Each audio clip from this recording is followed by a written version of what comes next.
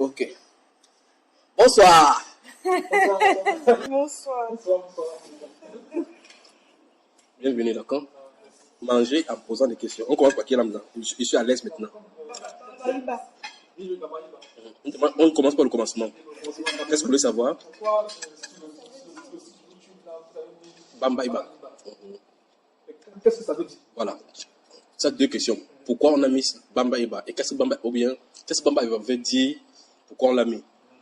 Ah, bon. Ça me brûle, c'est pas toi. En tout cas, quand tu vois Bamba Iba, quelle est la question qui te vient à l'esprit? Vous voulez dire que ça te question? Tu aurais souhaité que ça suive quoi, par exemple?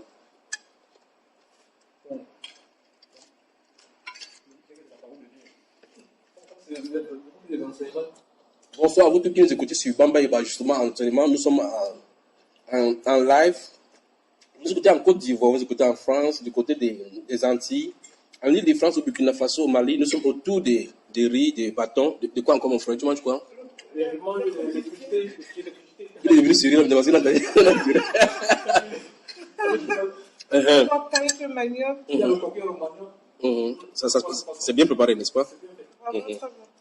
Alors, donc, on veut savoir ce que votre Bamba Iba veut dire, quoi. Bamba Iba, c'est le nom de quelqu'un. Voilà, ils sont supplémentaires. On va dire comme ça. C'est le nom de la personne qui vient le tube, le compte. Il est en Côte d'Ivoire, il s'appelle Bamba Iba, c'est le docteur Bamba Iba. Mais son nom a une signification. Mais ton nom, c'est une signification, tous les noms ont une signification. C'est son nom de naissance. Son nom de naissance, il s'appelle docteur Bamba Iba. Si vous allez sur Internet, vous tapez docteur Bamba Iba, vous allez le voir. C'est un docteur connu en Côte d'Ivoire. Vous-même, à votre téléphone, vous tapez maintenant sur YouTube, sur Google, vous tapez docteur Bamba Iba, vous allez voir même des publications, ce qu'il a réalisé comme œuvre. Au milieu des œuvres chrétiennes, quoi. Donc, Bamba Iba, c'est une personne. Et pendant qu'on y est, ma dernière fille, Emmanuel, là, s'appelle Bamba. Donc, c'est son nom, c'est son père là-bas. D'accord? Mais vous avez Bamba également ici au Cameroun, vous avez Bamba au Mali, vous avez Bamba au Sénégal. Vous avez Bamba en Afrique de l'Est, vous avez Bamba aussi au pays. D'accord? Il y a aussi Bamba ici au Cameroun. Mais voilà. Donc, quand tu as pas de C'est quelqu'un qui a pas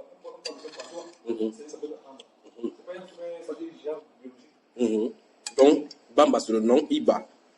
Son nom aussi, c'est son prénom. Et Frère Junior, c'était un hommage de nommer la chaîne d'après son nom, ou bien c'est parce que le premier à gérer la chaîne, c'était lui? Le Seigneur l'a appelé à cette tâche-là. Donc, celui qui a la responsabilité de distribuer la nourriture, comme la sœur a la responsabilité de vous nourrir là maintenant. Moi, mon rôle, c'est de parler. Son rôle, c'est de faire à ce que ça arrive à ceux à qui c'est destiné. De mettre à l'endroit bien précis. Et le rôle du Saint-Esprit, c'est d'amener les gens qui sont censés manger à ce poste-là pour qu'ils puissent y manger. Tu vois cela? La seule là pour elle, c'est de faire le dollar comme ça, on mange, pour qu'ils parlent bien, vous écoutez. D'accord? Voilà. Donc, c'est Bamba Iba, c'est son nom. La chaîne YouTube porte son nom. Parce qu'il est des gens qui disent, qui penseraient qu'on va mettre Jésus-Christ pour que ça soit pour Jésus-Christ. C'est pas cela. Ce n'est pas naturel le nom de Jésus-Christ sur quelque chose qui montre que c'est sur Jésus-Christ. Parce qu'il y a des églises qui s'appellent l'église de Jésus-Christ. Pourtant, c'est Satan qui est là-bas. Pendant qu'on y est, par exemple, le livre qui est attribué à Paul, il n'y a pas une épître qu'on appelle Paul. On dit Timothée. Épître de Paul à Timothée. Le nom de Timothée, Jude, Jean. Il n'y a pas le nom de Jésus-Christ sur ça. N'est-ce pas, mon cher? Et là, ça ne pose pas de problème. L'épître de Néhémie, les écrits de Néhémie, tu vois cela? De Jude, de Luc le médecin. Luc vient faire les enquêtes, il écrit. Au lieu de lire le livre de Jésus, on écrit Luc. L'évangile de Luc. Mais ça ne pose pas de problème, non?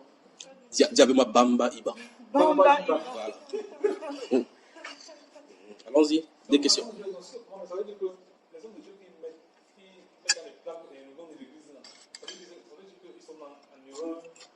Pour répondre à cette question, il faut d'abord commencer par la définition de l'église.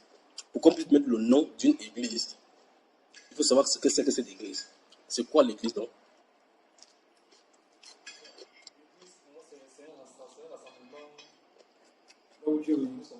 Nous sommes là réunis, non? Quel nom pouvons-nous donner? Bon, là, c'est la parole. C'est la parole. Là-bas, c'est quoi alors? Le rassemblement là aussi, c'est quoi? Le rassemblement dont tu es identifié comme étant l'église là. Puisque tu as défini l'église comme le rassemblement du peuple de Dieu. Nous sommes le peuple de Satan. Non, non, non. Nous sommes le peuple de Dieu. La première condition est réunie. Deuxième condition, nous sommes réunis. Nous sommes rassemblés. Ça forme dans l'église telle que tu as dit, pas vrai? Ah, tu prends un nom, tu prends quel nom?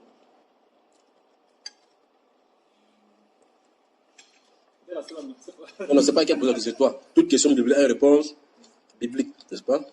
Moi, c'est la réunion de Dieu. C'est la réunion de Dieu. La réunion de Dieu. Donc désormais, appelons notre église maintenant la réunion de... La réunion de Dieu. Ça, on appelle chaque fois. La réunion de Dieu, c'est ça? L'assemblée de Dieu. L'assemblée de non, il y a quelqu'un qui a la plus non, c'est que tu as nécessairement rendu disciple là, non. Il y a le copyright. La réunion de Dieu. Bon, la réunion, il y a notre église qui s'appelle Réunion de Dieu. Cherche le nom. Fais à manger, mon frère, courage, d'accord? Hein?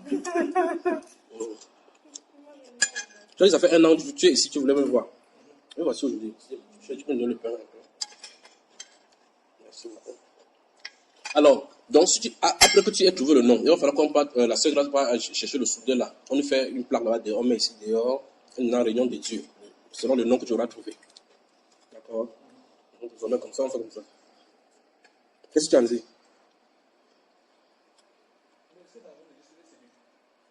Bon. L'église des saints des derniers jours est biblique. Quel est le nom là-bas dehors qui est biblique? Bon, ton église à toi, c'est où? Ça s'appelle comment? Bon, c'est bon, il appelle ça l'Assemblée de Christ. Voilà. Donc, il fallait qu'on commence par toi. Examine, au lieu de regarder les autres, examine par toi. T'as pas biblique. Fallait y penser, non? Réfléchis donc maintenant si c'est biblique. C'est moi qui dis. C'est toi d'abord qui as défini que l'église c'est le rassemblement des croyants. Après, il dit, ok, donne-toi le nom. Si les rassemblements de croyants, c'est l'église de Dieu, normalement, ça doit avoir le même nom. Tu comprends? Donc, il faut d'abord vérifier si c'est biblique. Est-ce que votre rassemblement avec le nom là, c'est biblique?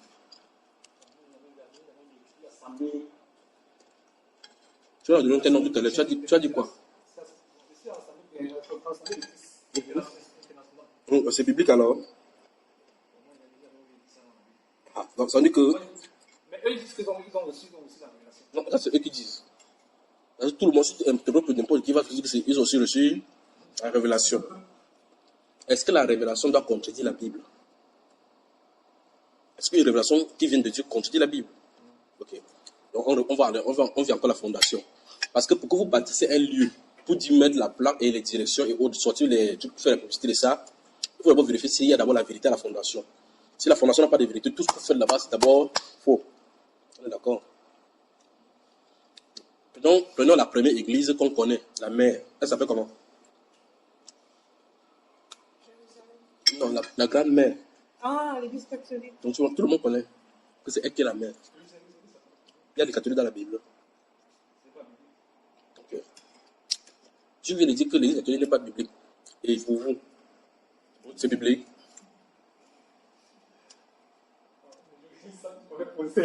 Oui, il connaît. On pose des questions, on a des batailles autour du repas, non? C'est l'agapé. Pourquoi dire agapé?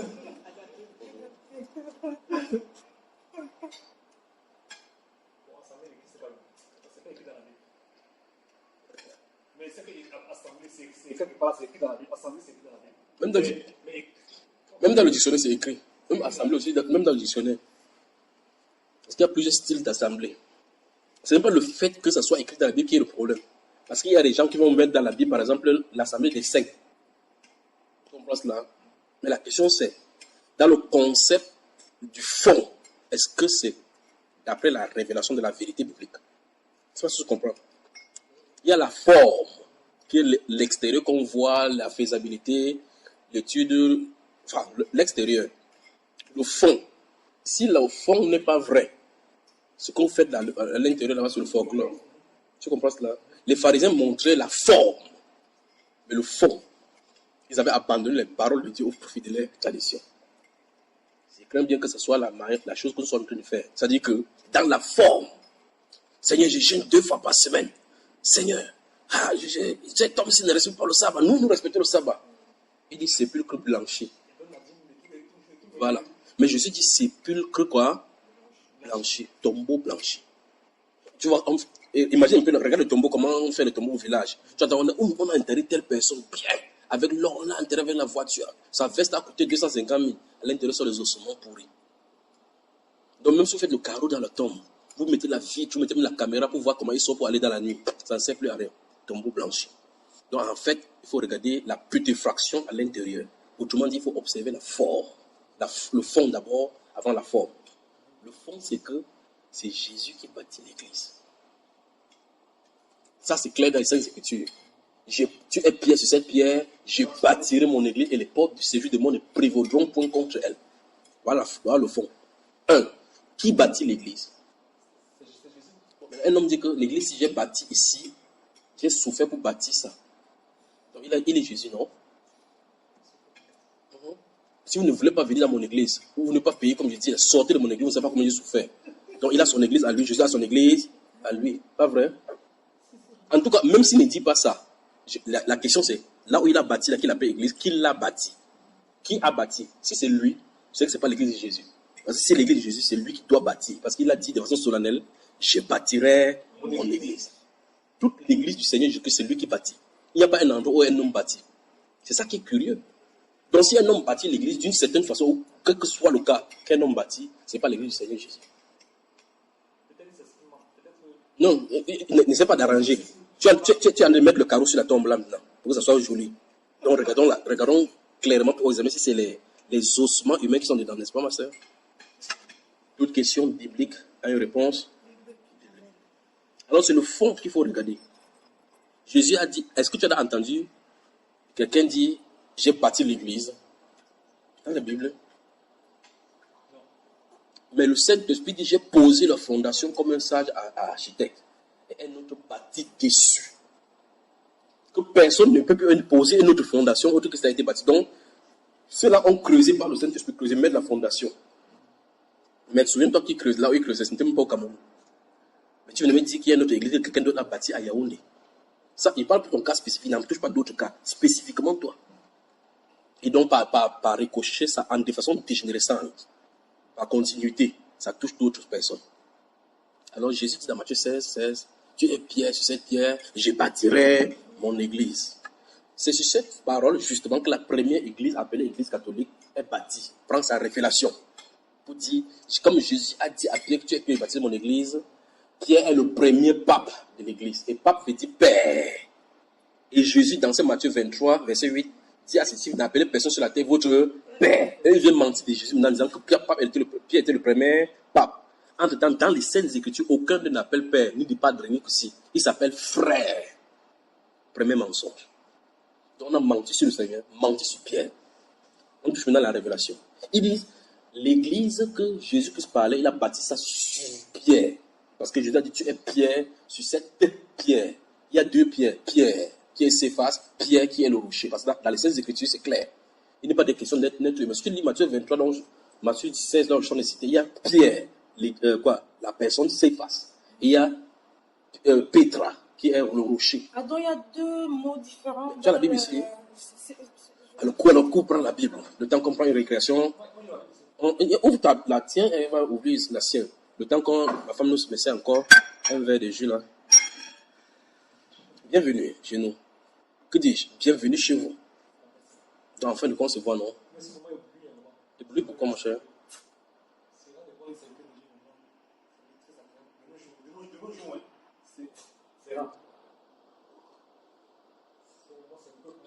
J'espère que tu ne dis pas comme ça pour aller dire que j'étais brutalisé à la parole. Parce que c'est elle qui t'a accueilli, c'est pas moi qui t'ai accueilli. Ma femme, c'est son rôle là-bas. C'est elle qui rend le pays habitable. Une seule chair. Là, tu as raison. Là, c'est vrai.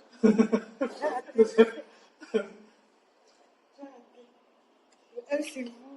Non, elle t'a dit que.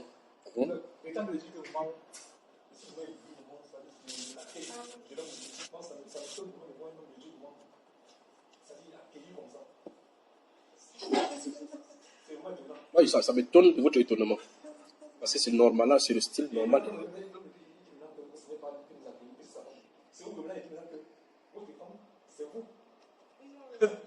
C'est la même chaîne. Non, mais c'est pas. C'est la même chaîne. Que Dieu vous bénisse, d'accord? Ça, c'est ça. Ça m'a marqué. Très C'est très marquant. marqué. Tu as vu le frère qui Comme le frère, il m'a pris aussi, mais c'est très bien accueilli. est venu prendre en route là avec sa voiture. Il m'a bien accueilli. Avec la parole de Dieu. Le temps qu'on était là, C'est le frère Henri, c'est l'un des conducteurs. On retourne donc dans la Bible avant qu'on nous mette en sortie. Tu as dit que tu avais la Bible, non? Ah, je l'ai dans le... Matthieu, ouvre le livre, Matthieu. J'espère que les téléphones ne vont pas sonner là, parce que non. vous voyez que là, maintenant, on est en train de manger physiquement et spirituellement. On regarde la forme et le fond. La sœur là est calme dans son côté. Elle dit qu'elle a fini sa mission. Donc, elle a mis vos chairs KO. Maintenant, elle veut que je mette votre esprit KO. Ah, je t'aime, chérie. Alors, nous sommes Matthieu 16. Matthieu 16.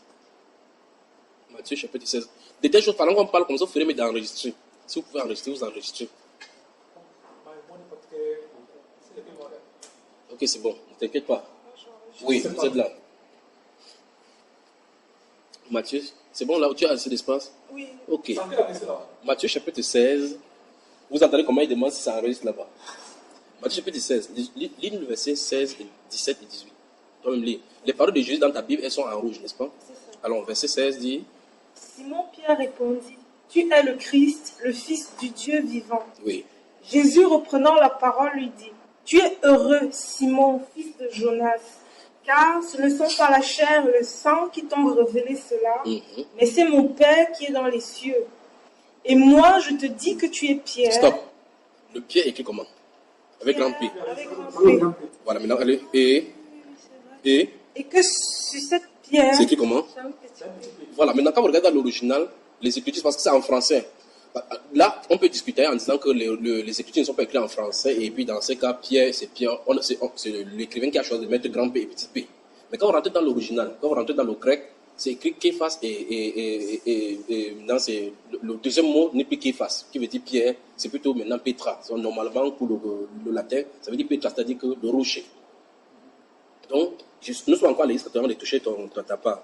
L'église catholique dit donc que c'est cette révélation, c'est ici qu'ils ont lu. Parce que quand tu vas dans n'importe quelle église, si écrire le nom, ils vont mettre un verset. Pour dire c'est ici que nous avons tiré notre révélation. Toutes les églises. Pas vrai? Ok, maintenant, on regarde. Maintenant, on va questionner la grand-mère. Si la grand-mère a eu un bon héritage. Si elle n'a pas un bon héritage, tout ce qu'elle fait là-bas, c'est le joug. Donc, ça veut dire qu'elle est dans le coutume américain, il faut qu'on les délivre. Donc, ça veut dire que cette femme-ci dit, sur cette pierre, qui bâtit l'église, on dit donc que la basilique Saint-Pierre de Rome est bâtie sur pierre, sur pierre, pas vrai? On dit la basilique Saint-Pierre où le pape reste, on dit Habemus Papa. C'est que nous avons le pape. On dit que c'est bâti sur les os de pierre. Ça veut dire que l'église est bâtie sur le cadavre. Vrai ou faux? Jésus a dit que l'église est bâtie sur le cadavre. Vrai ou faux? Ok, donc Jésus est bâti l'église sur le cadavre alors. Tu vois qu'il y a un problème. Écoute-moi bien. Hein? Écoute bien. Là, nous nous trouvons ici. Jésus est vivant. Il est vivant, son corps est là. Il a parlé à Pierre. Il dit, tu es Pierre. Et sur cette pierre, il n'a pas dit sur toi. Il a dit sur cette pierre. Pas vrai? Tu es Pierre et sur cette pierre. Tu es Pierre et sur cette pierre. Pas tu es Pierre et sur toi. Vous voyez la différence? C'est ce qui est clair, non? Est-ce qu'il a dit tu es Pierre sur toi? Il a dit j'ai passé l'église sur toi. Lis ce qui est écrit, il a dit. Et moi, il te dit tu es Pierre et sur cette. Donc ce n'est plus la personne qui l'a dit. Même le bon sens, il faut qu'on comprenne cela. Si ça nous était parlé, il dit frère, l'habit là qui est sur toi, il ne peut pas dire l'habit qui est, cet habit-ci qui est ici, alors que c'est sur toi. Il dit tu es Pierre et sur cette pierre. Cette. Oui, pas toi.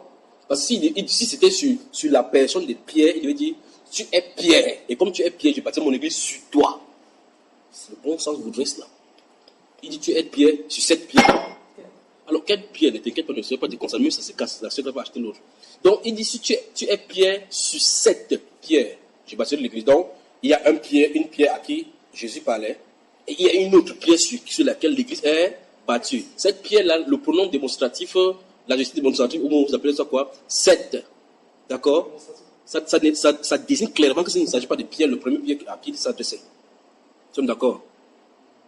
Ça, c'est un. Et même, en amplifiant encore les recherches, on trouve que Jésus-Christ parle comme ça. Pierre meurt, on tue Pierre, Pierre l'apôtre, on le tue longtemps.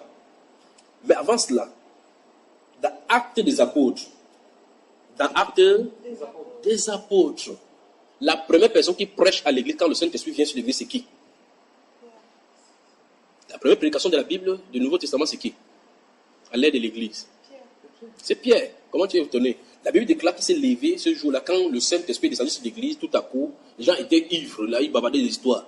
Les gens ont bu le vin vraiment la nuit de prétendants au premier, là, c'était grave sur eux.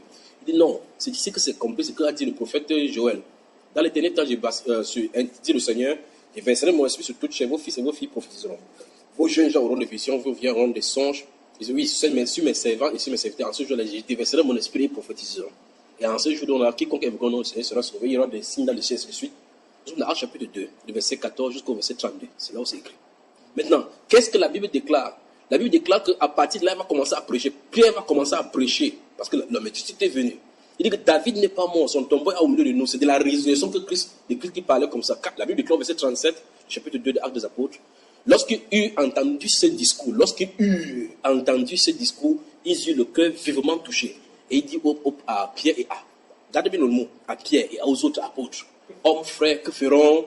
Il dit, répentez-vous et que chacun de vous soit baptisé au nom de Jésus-Christ pour le pardon de vos péchés et vous recevez le don du Saint-Esprit, car la promesse est pour vous, pour vos enfants et pour tous ceux qui sont au loin, en aussi grand nombre que le Seigneur, notre Dieu, les appellera. Et par plusieurs autres paroles, il les conjura en disant, sauvez-vous de cette génération perverse. La Bible déclare aussi quand ceux qui acceptèrent sa parole furent baptisés. Et en ce jour, pas 16 jours, en ce jour, le nombre des disciples augmenta d'environ 3000 ans. Ils persévéraient dans l'enseignement des apôtres, dans la fraction de pain, dans les prières, dans les enseignements des apôtres. Tous, d'un commun accord, persévéraient chaque nuit et jour, dans le temps, dans les nuits, dans les prières, ainsi de suite. Personne n'osait dire que nous sommes au verset 45 là-dedans. Tu vois cela? Donc, ce qui se passe maintenant, c'est que ce Pierre, tout ce qu'il récite là, c'est pour montrer clairement que l'Église catholique, s'il y a un foyer de mensonges ici, c'est l'Église catholique. Tu sais pourquoi? Parce qu'ils disent que l'Église de Rome est bâtie sur Pierre, parce que jusqu'à avait dit que son Église est bâtie sur Pierre. Or, Pierre est mort depuis avant que l'Église catholique même ne vienne en existence. Or, pendant que Pierre est sur place, l'Église est déjà là. Et l'Église catholique dit que c'est l'Église Saint-Pierre qui est à Rome est bâtie sur les restes de Pierre. Je ne sais pas si vous comprenez le paradoxe. Longtemps avant que l'église, ce bâtiment ne soit bâti, il y avait déjà l'église. Et il vient dire que l'église, cette chose que vous voyez là, ce bâtiment triste avec des zombies à l'intérieur, c'est ça que Jésus-Christ parlait. Donc Jésus a parlé dans l'an 30 de notre ère. Il est mort aux environs de l'an 50 et voilà, Paul et Pierre sont venus, ils prêchaient l'église, ils prêchaient à l'église. La Bible déclare que l'église était en paix en Judée, dans la Samarie, au-delà. Ils ont ravagé l'église. Quand ils disent ravager l'église, ce sont des personnes qui partaient pour les ravager. Il n'était pas question de l'église catholique. Ni de les dévotes pontificales. C'est en l'an 1500 et 1400 que des bêtises comme ça ont commencé, que l'église catholique venait avec la sorcellerie. Tu vois cela? Et maintenant, quand ils viennent cela, il y a un lieu extampillé pour les francs-maçons ils irritent cela. Enfin, c'est sous la Rome païenne, donc sous les empereurs. Le même palace dans lequel les empereurs habitaient, le César, pour persécuter les chrétiens, ils sont convertis, ils ont enlevé les robes rouges, ils ont porté dans les robes blanches. Mais ils disent non, qu'ils passent dans l'église. En cherchant dans la révélation, dans la parole, ils ont trouvé cela. Mais cette révélation contredit tous leurs faits et gestes et même leurs compréhensions. Tu me comprends, mon cher? Il était enseigne que l'église catholique, qu'ils disent être la première des églises, en réalité, c'est la première apostate, en réalité. Parce que pour être premier de l'église, quand Christ était là, il a dit, je bâtirai mon église. D'accord? Quand il quitte la scène, après le Matthieu chapitre 16, dès que le Saint-Esprit vient sur l'église, l'église est née. Donc, c'est le Saint-Esprit qui est le ciment pour bâtir l'église. C'est le Saint-Esprit. Tu me comprends, frère? Donc, dans Actes chapitre 2, l'église commence dans Actes chapitre 2. Strictement parlant. Avant ça, ce sont les disciples simples du Seigneur Jésus-Christ qui sont là. Mais lorsque le baptême du Saint-Esprit descend sur les gens, l'église commence là-bas. Maintenant, on commence à avoir des diacres, des surveillants, des apôtres, des évangélistes qui sont envoyés, ainsi de suite. Comme ils sont là pour pouvoir former l'église, pour le cœur la forme un tout en Christ Jésus. Alors, je pose la question. Est-ce que l'église catholique est née à la Pentecôte? Si c'est non, alors c'est l'église apostate. Parce qu'elle est née 600 ans après. Tu vois le problème, n'est-ce pas? En fait, en 323, à partir de 72, il y a une série de conciles qui va avoir lieu avec Arius et beaucoup de tendances vont avoir lieu. Il y a les gars de l'Orient, c'est-à-dire en Alexandrie maintenant, ce que vous appelez l'Égypte, en bordure des mers égyptiennes là. Il y a un garçon là qu'on appelle Arius, que ça part des doctrines là, des témoins de Jéhovah, on pissait sur lui. Et donc, ils vont avoir des tensions là-bas au point où Constantin, il voit clairement qu'il y a des divisions dans son royaume. Parce que l'Église catholique a toujours la vision de l'expansion et de la domination. Il veut envahir la terre. Il n'y a pas d'endroit sur la terre où il n'y a pas l'Église catholique. Même en plein Arabie Saoudite, il y a l'Église catholique. Tu vois, il dit même en plein en Arabie Saoudite, il y a l'Église catholique. Justement, ce qui est curieux.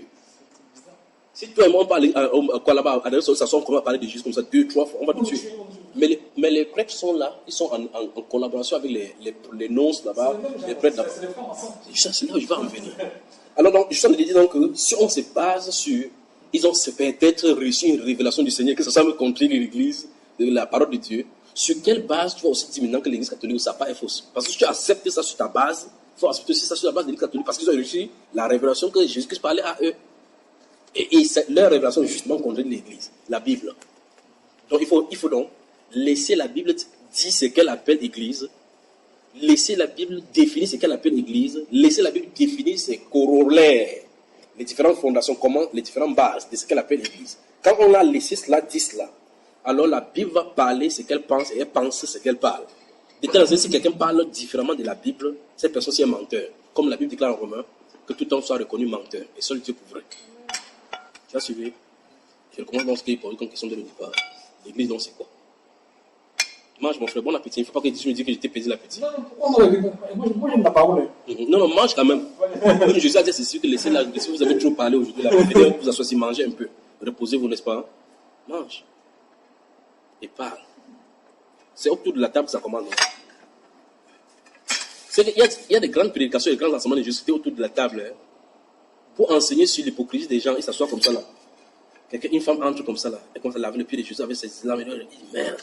Le gars, c'est un saint, on conseille la table qu'un homme, une femme la touche comme ça. Ça, c'est dans son cœur qu'un dit Simon.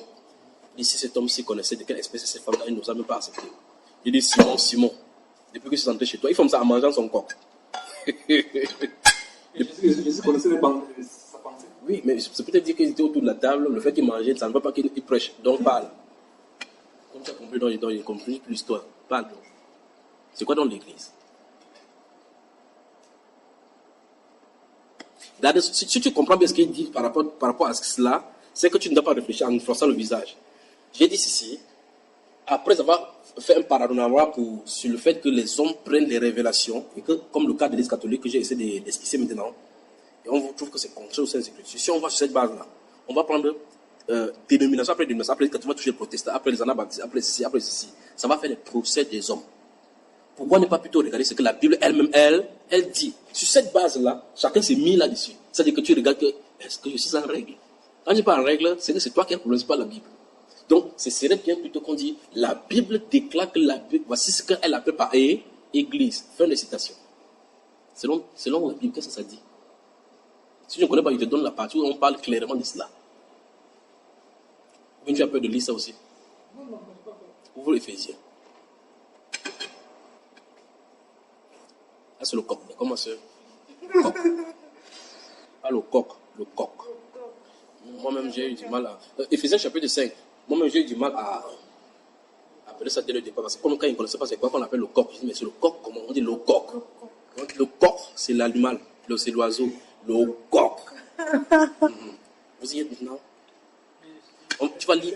Normalement, il y a 10 versets là-bas dans lesquels il y a les définitions, les fondations avec les corollaires de cette église-là. Éphésiens chapitre 5. Bon, ce qu'on va faire, c'est que tu vas lire un verset, elle lit un verset. Tu lis un verset, au finish, tu auras lu 5 versets, elle aura lu 5. Commence au verset 22 et puis elle va finir jusqu'au verset 32. Donc vous allez comme ça. Tu lis en premier. Amen, lis. Femmes, soyez soumises à vos maris, comme au Seigneur. Car le mari est le chef de la femme, comme Christ est le chef de l'Église, qui est son corps, et dont il est le sauveur. Arrêtons de là-bas. Donc, tout est dit là-bas. Donc, si tu veux savoir n'importe quoi sur l'Église.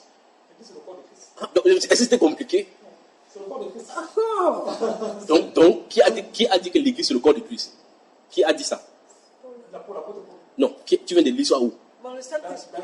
Pour le Saint-Esprit. Donc c'est le Saint-Esprit qui dit que l'Église, c'est le corps de Christ. Allons doucement maintenant. Bon appétit. Voilà. Donc, ça veut dire qu'on n'a pas consulté un pasteur. On n'a pas consulté un pape. On n'a pas consulté une dénomination. Ce n'est pas une église qui a défini l'église comme ça. Ce n'est pas un docteur qui... C'est la Bible qui se définit elle-même l'église. Donc voilà la définition de l'église. L'église est le corps. Maintenant, allons-y maintenant doucement. Tout à l'heure là, regarde-moi maintenant. C'est amusant, ça commence à être bon, n'est-ce pas? C'est intéressant. Tu vois ces murs, ça c'est une maison où nous habitions. Où nous habitons maintenant. Dans certains endroits, les gens construisent comme ça. Tu vois, église, tu as dit, tu n'as pas été quoi là? Comprendre quoi? Assemblée d'église internationale. Il y a une plaque comme ça. Dans le couloir, on a mis une flèche comme ça pour montrer que voilà ça là-bas, n'est-ce pas? Ah, la flèche. Quand tu vois la flèche, ça indique quoi? Ça indique que l'église. C'est simple. Donc, si je me tiens à cette plaque-là, je regarde à la direction que pointe cette flèche-là, je vois le corps de Christ. C'est pas mon cher? Réponse-moi pas oui ou pas non. On va voir où la faute se trouve. Le corps de Christ. Non, attention. Il dit si c'est utilisé pour ton cas. Quand on vient chez vous là-bas, parce que quand tu vas indiquer à quelqu'un, tu vas dire que descends là-bas et tout, au carrefour là-bas. Là où il y a le carnivore, on met souvent la poubelle. Oui, à la poubelle, à droite, tu tournes comme ça. Tu vas voir la plaque là-bas. C'est pas ça? La plaque là-bas, tu vas voir la flèche. Suis seulement la flèche. Quand la personne suit la flèche, elle a laissé diriger où? À l'église. C'est-à-dire le corps. Donc quand il vient comme ça, il va voir le corps. Et un endroit qu'on a bâti le corps. Qui l'a bâti? Non, ne dis pas ce qu'il dit. Là-bas, c'est l'homme. Là-bas, c'est l'homme. Ici, c'est qui? Là où tu as lu dans la Bible, c'est qui? Bon, je pose la question. Il y a deux corps de Christ. Non. Okay, donc on va recommencer encore. Qui a tort? C'est nous les hommes. Donc qu'est-ce qui est faux? La Bible ou ça? C'est nous les hommes sans fond. Laisse-nous raison entièrement. On va prendre cas par cas. Donc pour vous, qui a tort? C'est la Bible. Si on prend ta Bible à toi, tu lis ce que tu viens de lire là. Est-ce que ce que ta Bible en train de dire, l'église est le corps de Christ, c'est de votre église dont tu parlais? Là où vous avez indiqué la plaque là. Donc si ça ne parle pas de ça, ça se pose que la Bible ne connaît pas ça comme le corps. Le corps de Christ. Et je recommence mon compétition, tu étais un peu distrait. Il disait ceci, c'est vraiment que ce que la Bible appelle par corps de Christ. Si c'est que vous êtes, ou bien c'est que ça Je t'assure. n'est pas ça le corps de Christ, alors la Bible ne vous connaît pas comme le corps. Comment le frère c'est un peu de parler maintenant? Tu as admis avec moi qu'il n'y a pas deux corps de Christ. Il n'y a pas de corps. Tu as admis avec moi que c'est la Bible qui a raison, qu'elle a défini ce que le corps. Elle a dit que le corps de Christ, c'est que l'église c'est le corps de Christ. Et chez vous, vous avez mis une plaque pour indiquer une église que vous pensez être le corps de Christ. Et tu me dis avec raison que la Bible, c'est pas ce que le Saint-Esprit a dit là-bas comme étant le corps de Christ, pas vrai? Parce que ce corps de Christ, Jésus avait dit, c'est lui qui bâtissait, tu te souviens? Je bâtirai mon église. Et ici, on a réitéré que l'église qui est son corps, dont il est le sauveur, c'est toujours Jésus. On commence doucement. Ça veut dire que quand je vais là-bas, si j'ai fini la plaque, c'est que mon œil tape sur quoi? Je dis physiquement pour vous maintenant. Quand je vais là-bas, mon œil tape sur quoi? Non, attention. La plaque n'indiquait qui quoi là-bas? L'assemblée. L'assemblée, ou bien encore quoi? L'église, hein? Le bâtiment. C'est pas l'église. Dans aucun verset biblique, le bâtiment n'est appelé l'église. Dans aucun, il n'y en a pas. Même en passant seulement. On va revenir sur le verset 22. Il dit, femmes, soyez soumises à vos maris, comme quoi? Au Seigneur. Oui, regarde bien. Verset 22, toi lis encore. Toi, oui. Soyez soumis à vos maris comme au Seigneur. Oui. Oui, toi lis. Car le mari est le chef de la femme, comme Christ est le chef de l'église. Arrêtons là. Vous voyez que Dieu a tellement des choses simples pour que nous n'ayons pas de problème. Quand vous voyez comme, en français on dit que comme introduit une comparaison. Donc il y a deux groupes de personnes, deux groupes de choses qu'on a dit de comparer ici. Il y a l'homme et la femme. Regarde, mais voici l'homme. Voici ma femme. Pas vrai? On a dit de nous comparer notre relation à une autre relation qui est duelle également. Dual. C'est-à-dire que nous sommes duels ici. Nous sommes dual. Il y a mon épouse et moi. Et cette relation, les deux versets nous ramènent notre relation à une autre relation. Christ et l'église. Là, non. Regarde bien encore. Il dit, les deux versets sont de parler à deux groupes de personnes. Premier groupe, l'homme et la femme. Deuxième groupe, Christ et l'église. On est en train de les comparer, les deux groupes. Je veux que si c'est assimilé, je prends donc quelque chose maintenant et on travaille. Tu as bien saisi maintenant? On est d'accord qu'il y a 4 choses nommées là-bas. L'homme, la femme, Christ et l'Église. On est d'accord, mon cher? Voilà. La grande gourde, si on va prendre comme Christ. La grande gourde, si. D'accord? Celle-ci, on va prendre comme son épouse. Et il y a grâce là-bas et il y a moi. Donc voici Christ, voici son épouse. On va prendre physiquement, qui nous pardonne pour cela. Et puis voici grâce, voici mon épouse. Donc on est en train de comparer les deux ici à nous. Et le commandement qu'on est en train de nous dire, c'est que femme, écoute bien, parce que dans la comparaison, c'est là où on va encore retrouver le problème de l'Église. Femme, sois soumise à ton mari. Donc on dit à grâce d'être soumise à moi. Et on compare ces relations-ci à l'Église est soumise à Christ. Donc la femme donc dans ces conditions-ci symbolise qui? La femme. L'Église symbolise la femme. Donc si je veux voir les relations, on s'adresse à la femme d'être soumise ici, comme on s'adresse à l'Église d'être soumise à Christ. Donc la femme est le symbole de l'Église. C'est simple, non? L'homme est le symbole de Christ. Parce que c'est pour ça qu'il est chef. Et on dit que l'homme est le chef de la femme. Christ est le chef de l'homme. D'accord? Jusque-là, on est d'accord? Ok. En clair, la femme, son symbole, c'est l'Église. Ou bien que l'Église, son symbole, c'est la femme. Donc si on voit physiquement la femme, Dieu en train de regarder l'Église. Si on voit physiquement l'homme et son comportement, on a de regarder Christ. On est d'accord? Alors, je pose la question. Celle-ci est un être? Oui. Je suis un être? Oui. Celui-ci est un être? Celui-ci est un être, non? Oui. Alors, forcément, celle-ci est un être également. Parce qu'on ne peut pas comparer une femme avec un objet. Un homme avec un être. Donc, pour que les comparaisons marchent, il faut que les dieux soient dans la même dualité. C'est-à-dire que celle-ci et celle-ci sont de même nature. Alors, celle-ci et celui-ci sont de même nature. Nous sommes d'accord? Ok. C'est pour dire quoi? C'est-à-dire que celle-ci qu'on appelle église peut pas être un bâtiment physique. Une maison. Tu as bien compris, mon cher? Donc, si tu vois un mur, on écrit église des saints. C'est pas ceci. Le mur, c'est parce que c'est un homme qui a pris. Vous avez pris des fumeurs de chanvre, des garçons au quartier, vous avez volé même certains ciments. Et peut-être même la limite de la terre a été volée. Peut-être vous avez exproprié la terre même à une veuve. Pas vrai? Donc, ce n'est pas ce bâtiment, non, ce qu'on appelle l'église.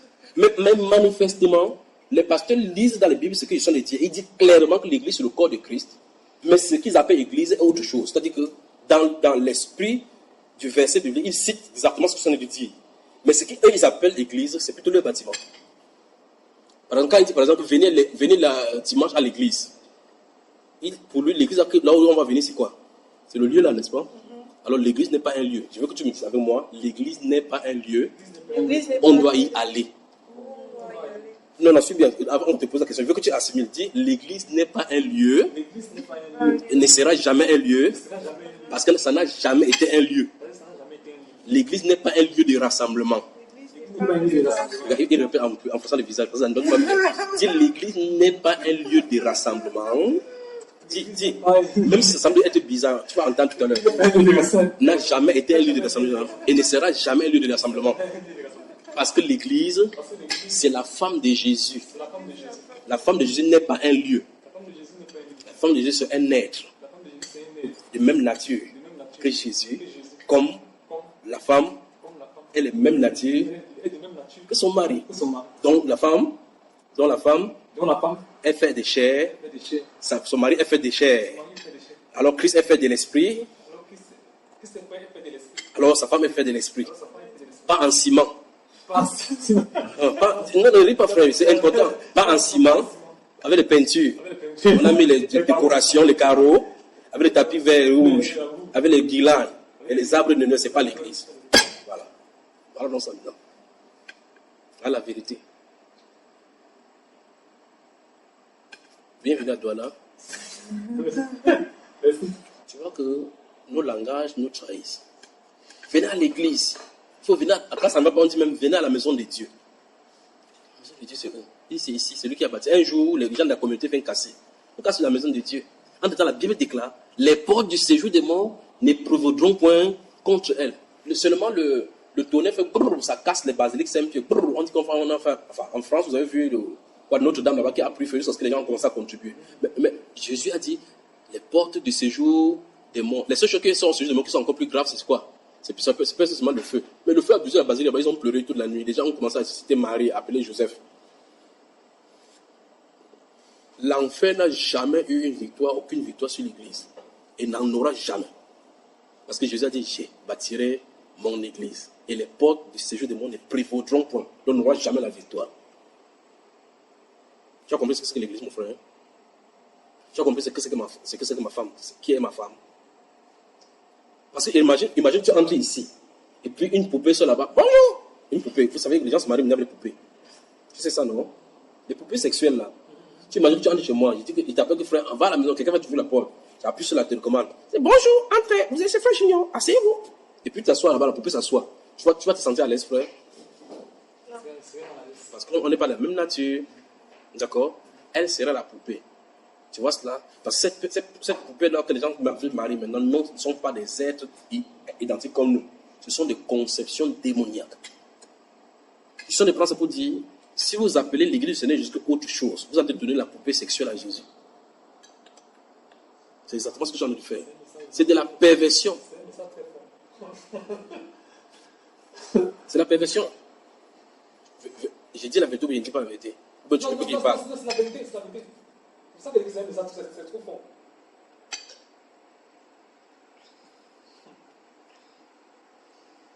Bon appétit, mon frère.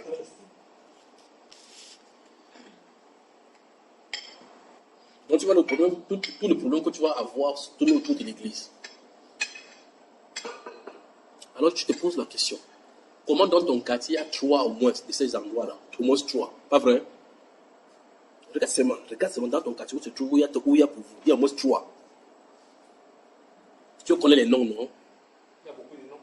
Donc, c'est pour ça qu'il dit qu'il y a au moins 3. Donne-nous 3 noms. Je vais te dire quelque chose. Donne-nous 3 noms en dehors du nom de ton église à toi, là où tu vas, dans ton quartier, puis je te dis quel est le problème. Il y a la cathédrale de la gloire. Cathédrale de la loi. De la gloire. Wonderful. Tu y vas souvent. Hein? Pardon? Tu y vas souvent. Bien sûr, je m'en ai là-bas. Mais le gars, il passe avec la motion dans le coin. Ok, ça me de la route. Et tu passes devant ça pour aller chez vous. Pour aller pour vous. Je passe avec lui pour aller. Ok, là où vous adorez. Ok, non, c'est encore très bien encore. Pourquoi tu traverses ça? Tu pars plutôt chez l'un là où tu pars pour persévérer. Quand tu passes, tu as la Bible, non? Ta Bible. Quand tu pars pour aller chez toi. En partant, tu vois les gens qui ont leur Bible aussi, qui entrent par là-bas, non? Tu les considères comme des frères, ou comme les perdus. Bon, comme il ne connaît pas le nom, c'est pas les gens d'évangile qui sont passés quelque chose là-bas. Bon, pourquoi tu n'y entres pas, alors? Puisque tu les vois quand même avec la Bible, entre temps, ils te voient avec la Bible, que mais le gars, ça se va arrêter la route, quoi. Comment il n'entre pas ici à la gloire? On dit que c'est là. Tu as dit quoi? Cathédrale, mais c'est même pas le palais, c'est la cathédrale de la gloire. Et cette cathédrale de la gloire, c'est un ancien lieu catholique. C'est pas ça? Non, c'est pas catholique, c'est réveillé. C'est réveillé? Non, il n'a pas dit que c'est catholique, il dit que c'est un ancien lieu de catholiques. C'est une cathédrale. Qui utilise les cathédrales? C'est catholique. Bon, alors, la question que je te pose, c'est pourquoi tu traverses ça pour aller loin encore? Tu es sur la moto, tu traverses, tu regardes bien chaque fois. Pourquoi tu traverses? Tu n'y es jamais entré, pourquoi? Pourtant, la Bible que tu es en train de mettre, c'est la même Bible que ceux-là ont.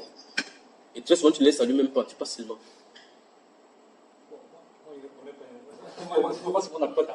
Mais cette plaque-là, c'est identique comme votre plaque à vous, non?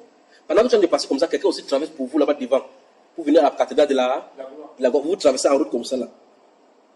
Après là-bas, dans la cathédrale, on dit louons Dieu, selon l'immensité descendant. En même temps, je vous là, pendant que tu louons Dieu, tu entends là-bas, dans la maison de mon Père, alléluia, oh, il y a la joie. Après, tu entends finalement pour calmer, quand ça est d'aller au rythme de slow. Je suis content de te voir aujourd'hui. Pas vrai, frère?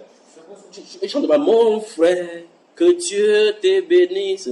Personne parmi les deux n'a chanté pour Satan, pas vrai?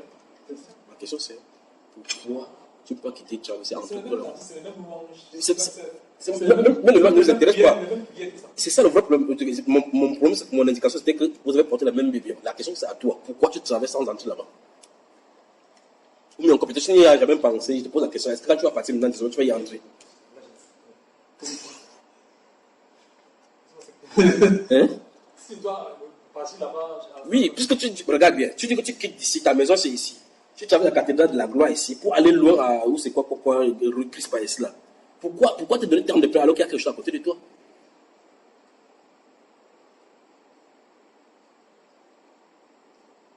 Donc c'est là-bas que tu as persévéré.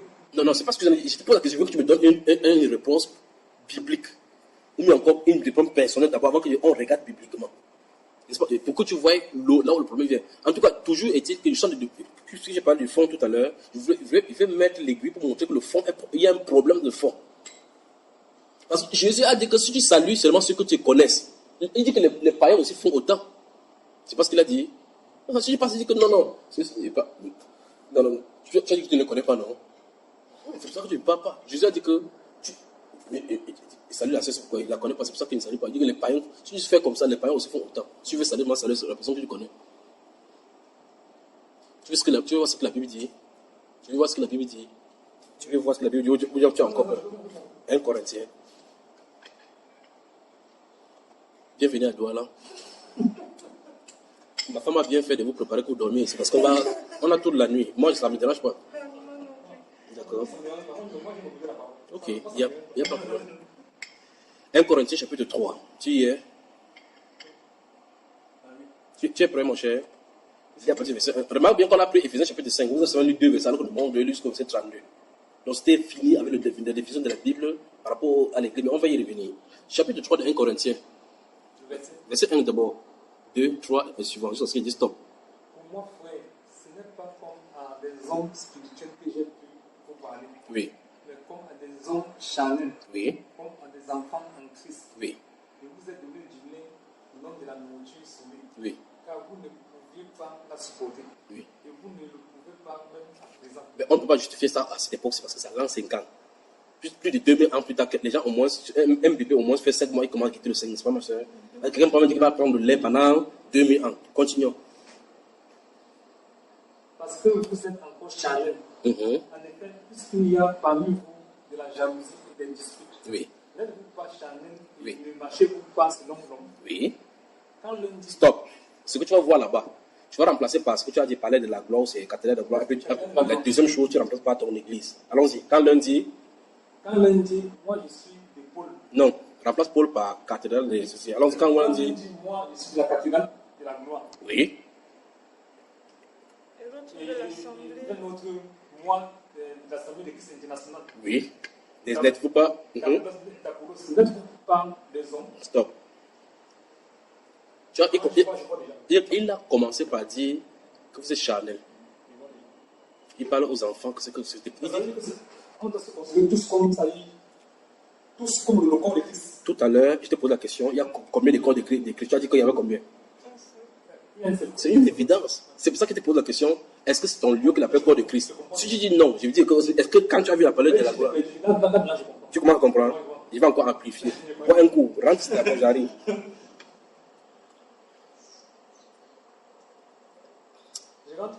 Je dis que, il reste à gauche, j'arrive. Ah, c'est le jus de papa, ça, chérie. Vous avez goûté? Tu fais remettre de boire le jus. Tu fais remettre de boire le jus, le jus avant de boire l'eau. Sinon, ça va te créer le problème. Vous voulez dire créer le problème parce que tu n'auras pas le goût. Non, prends mon verre, il n'y a pas de problème. Il faut qu'il goûte ça et comprenne que. Voilà.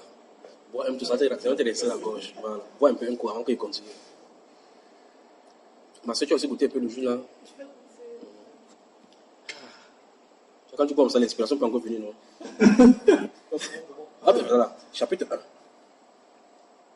Nous sommes dans 1 Corinthiens, chapitre 1 maintenant. Donc tu vois que Paul, là, ce chapitre 3, c'est un fustiger la division. Parce que les chrétiens commencent à dire que moi, j'appartiens plutôt à Paul. C'est-à-dire que si on remet ça aujourd'hui, quelqu'un va dire moi, je suis catholique. Et tu vas dire moi, je suis protestant. Il dit regardez-moi les chandelles comme ça. Tu comprends le problème maintenant? Donne-le chérie, aide-la. Tu as suivi mon cher? Alors, le temps qu'elle sait son jeu. L'église qui n'est pas divisée, parce que c'est ce que l'apôtre va poser la question là-bas justement. Quand tu vas rentrer au chapitre 3, là, tu vas voir que Christ est-il divisé? Tu vas répondre à cette question. Si la réponse est non, vous allez me dire ce que vous faites dans les différents endroits là-bas. Tout ça, c'est une nuit de la traversée. Allons-y maintenant. Chapitre 1, verset 10. Allons-y. Le verset 10 seulement du chapitre 1. Je vous exhorte, frère, Il s'adresse à qui? au Oh, Corinthien. tu as vu Corinthiens dans le verset 10 là. Ah, À ma pauvre frère. Tu es un frère. Je suis un frère. Je suis un frère. Ils sont les sœurs, non? Et donc, tous ceux qui nous écoutent, qui sont les chrétiens, sont des frères. Donc, il s'adresse à qui? C'est à l'église. Voilà, lisons maintenant. Donc, garde ça à l'esprit. Allons-y. Je vous exhorte, frère, par le nom de notre Seigneur Jésus-Christ, à tenir tous un même langage. Stop. Tu as dit tout à l'heure, quand tu sortais de chez toi, tu traversais qui déjà? La cathédrale de la gloire. Pour aller où? Pourquoi tu ne les salues même pas? Parce que tu as peur qu'ils ne tiennent pas le même langage, n'est-ce pas? Tu as peur que les doctrines sont là-bas si tu ne connais pas trop. Tu vois ça? Allons-y. Donnez tous un. Un même langage. Et en est point. Et à ne point avoir de division parmi vous. Stop. Tu as entendu ça? Donc, parmi, au milieu de vous, il ne doit point avoir des divisions. Comment tu t'appelles ton prénom? Jean. Jean. Elle s'appelle Grâce. Celle-ci s'appelle Nicaise. Tu vois cela? Ce nom-ci nous divise. C'est pas ce qu'on comprend. Bon, supposons, je vais donner un nom. Tu t'appelles Bidon. Tu m'appelles Bidon. Tu t'appelles? Elle s'appelle? Tout le monde à la maison s'appelle? Bidon. Et puis quelqu'un ne t'a pas dit que Bidon, il veut te voir. Qui vient? Tout le monde. Parce que tout le monde s'appelle Bidon. Ça veut dire que si on a un nom, tout le monde est unanime. Vous suivez? Ok. Si, voilà les différents noms comme vous avez dit tout à l'heure. Si je suis ici couché, quelqu'un dit grâce, ça me concerne. Ça concerne cette grâce. Grâce parce qu'on l'a, c'est elle qu'on a appelée. Donc si tu me demandes les catholiques, toi tu vas dire que d'abord, ils prennent comme les papes et les catholiques. Ça me concerne pas. Ça concerne pas. Tu vois ça? Mais si elle dit, les disciples du Seigneur Jésus-Christ sont cupides, automatiquement ça te concerne. Que tu sois n'importe qui, pasteur, apôtre, ça te... Parce que tu es un disciple du Seigneur. Donc ça dit cette parole. Quand elle a dit tout à l'heure, je vous exhorte frères, tu as remarqué, il n'a pas dit, s'il disait, je vous exhorte catholique. C'est que tu vas dire ça, tu dis, mais je suis pas catholique. Mais il a dit, je vous exhorte frères. Par cette exhortation, ça touche tout le monde, que tu le veux ou pas. À l'instant où tu appelles le nom du Seigneur Jésus-Christ, ça te compte. Quand il parle de frère, il parle de l'église. L'église est en formule des frères, non? C'est pour ça que je te dis, s'il y a un nom qu'on a uniquement, c'est-à-dire qu'on a au sens unique, cet nom-ci nous unifie. Je vais me faire bien comprendre. Sur cette table-ci, il y a le mion, il y a le riz, il y a de coq, de pain, et ainsi de suite. Chaque nom que j'appelle là, ça divise justement. Tu vois cela? Mais s'il dit, regarde bien, sur cette table-ci, il y a le repas. Le repas, c'est un nom global pour ce qui est sur la table. Mais ce repas-ci, il y a du poisson. Tu ne vas pas toucher le poisson. Mais quand il dit repas, le poisson était un repas, le riz était un repas, c'était un repas. Mais ça, c'est le repas, pas les repas. C'est ça que je comprends. Voilà. Maintenant, regarde bien. Ça veut dire que si celui-ci était appelé repas, celui-ci était appelé repas, celui-ci était appelé repas, on ne pouvait pas les distinguer. C'est que je suis en train de dire. Il n'y a pas de confusion. Maintenant, ce que je suis en train de dire, au nom du Seigneur Jésus-Christ, c'est que les noms divisent.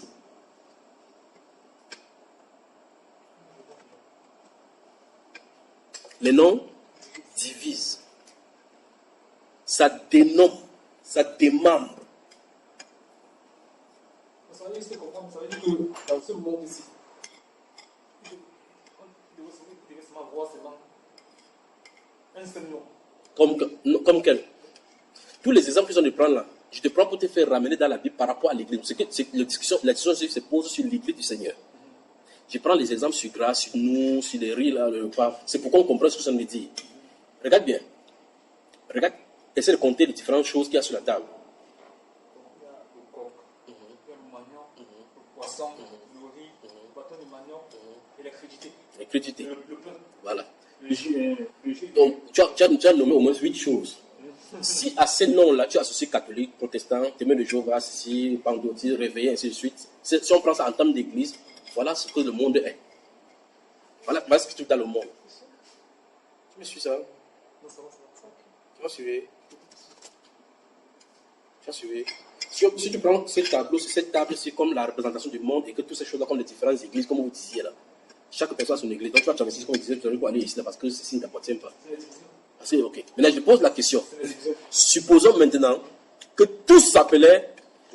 C'est quoi encore? On a parlé de quoi? De la gloire. Non, il est pour vous-même. Si tu passais partout, c'était Assemblée d'église internationale, tu ferais quoi? Donc tu comprends maintenant que le problème du nom, tout à l'heure, quand tu avais parlé de cathédrale de la. Je ne m'identifie pas dans ce nom. Tu t'es identifié dans les autres endroits à cause du nom. Puisque tu as dit que si c'était cathédrale de l'Assemblée de Dieu, tu irais à ce qui est à côté de toi. C'est un peu comme quelqu'un qui quitte, par exemple, le Cameroun. En quittant ici, par exemple, il est dans les full gospel. Quand il est dans un pays, il cherche le full gospel qui est là. Il cherche le full gospel. C'est un peu comme les catholiques, ils s'amusent un peu avec les protestants. Il dit que non, quand il arrive dans un endroit, moi je suis protestant, ma femme est catholique. Si je vais dans une villa où il n'y a pas de protestant, moi je vais que chez les catholiques. S'il rentre ici, il y a un protestant, il part chez les protestants, il ne va pas chez les catholiques. Tu vois ce quel genre de jouer? C'est la division. C'est la division. Mais qu'est-ce qui a créé? Les noms.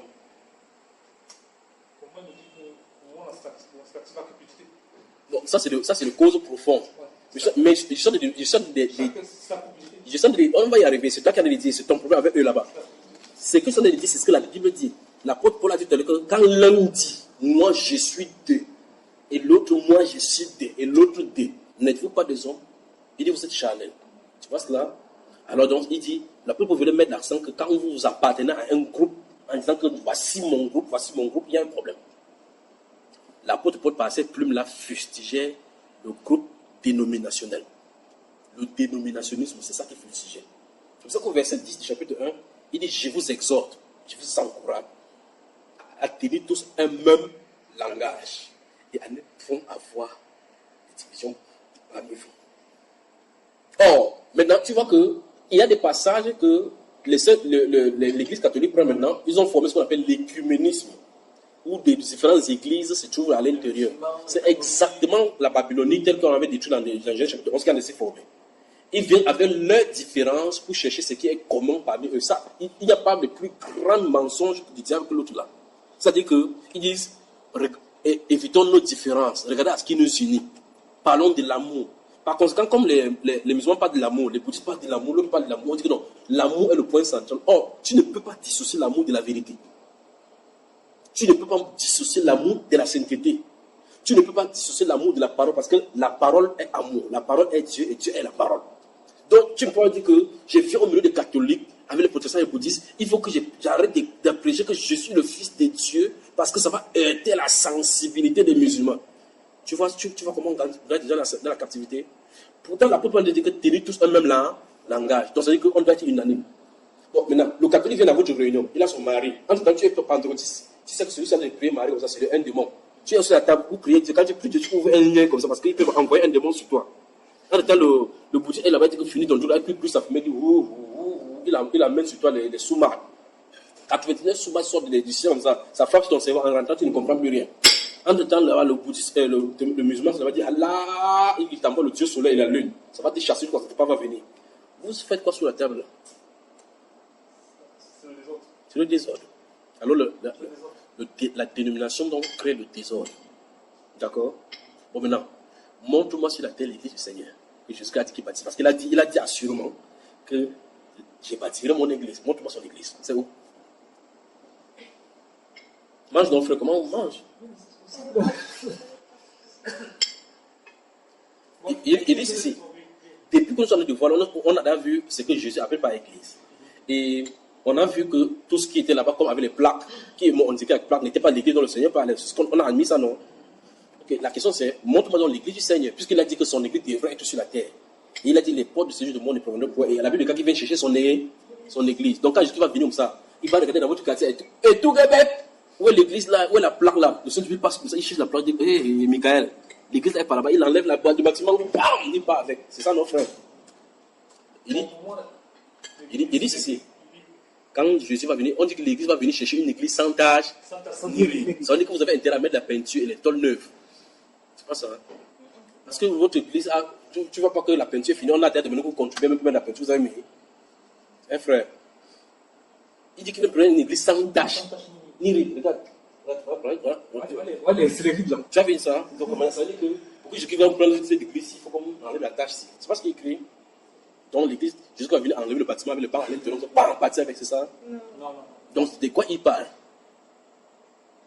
Quand il dit l'église vient, Jésus vient chercher une église, je viens bientôt. Hein? Je viens chercher mon église.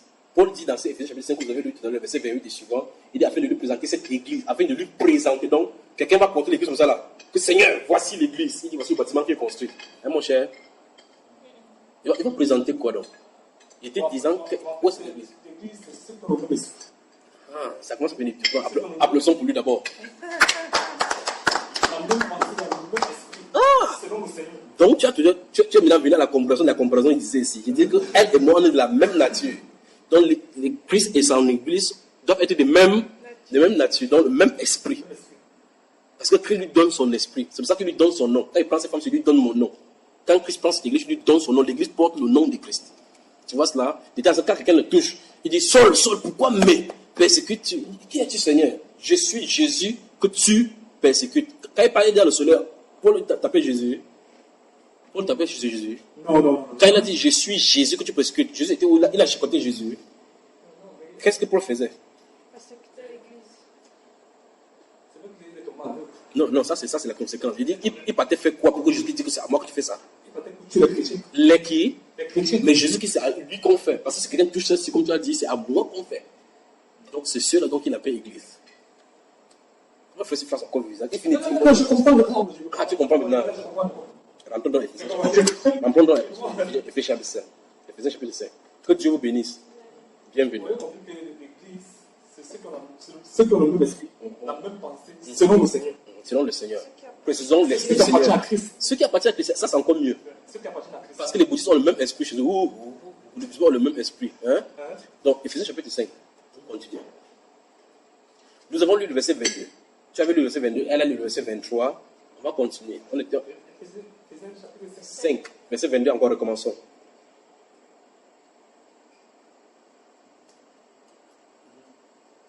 Soyez soumis à votre mari comme au Seigneur.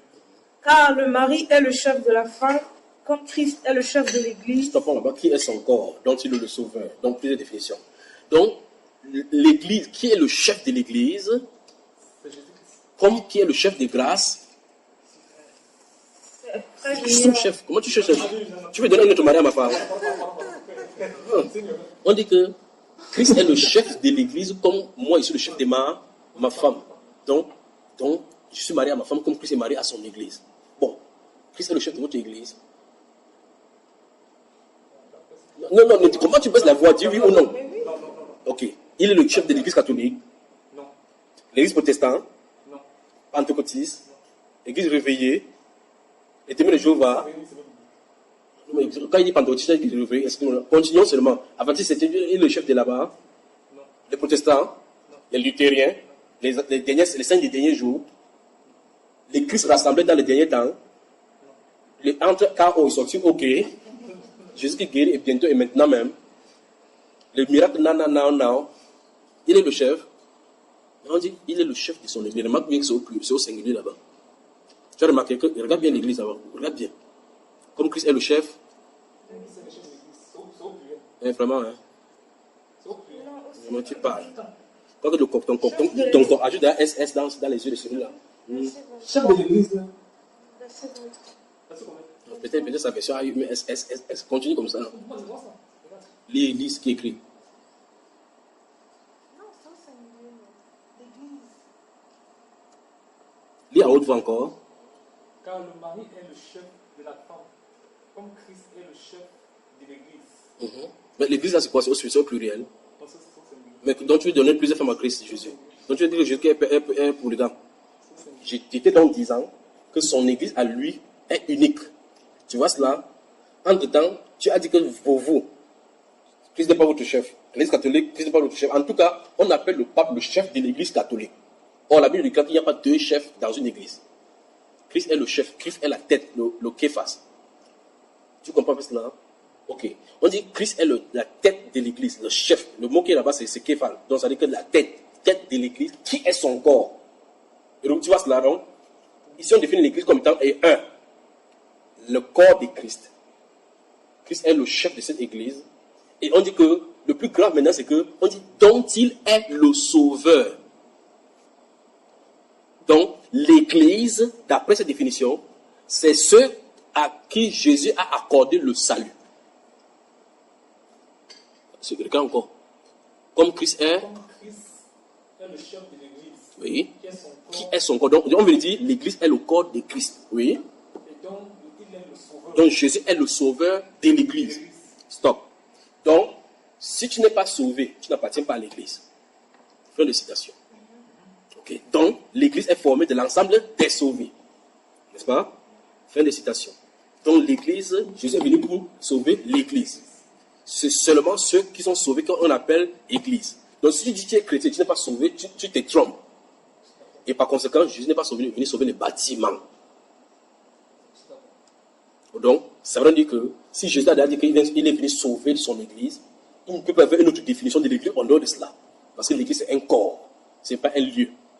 Donc, tu comprends donc que l'Église est l'ensemble de sauvés, pas le lieu où les sauvés vont.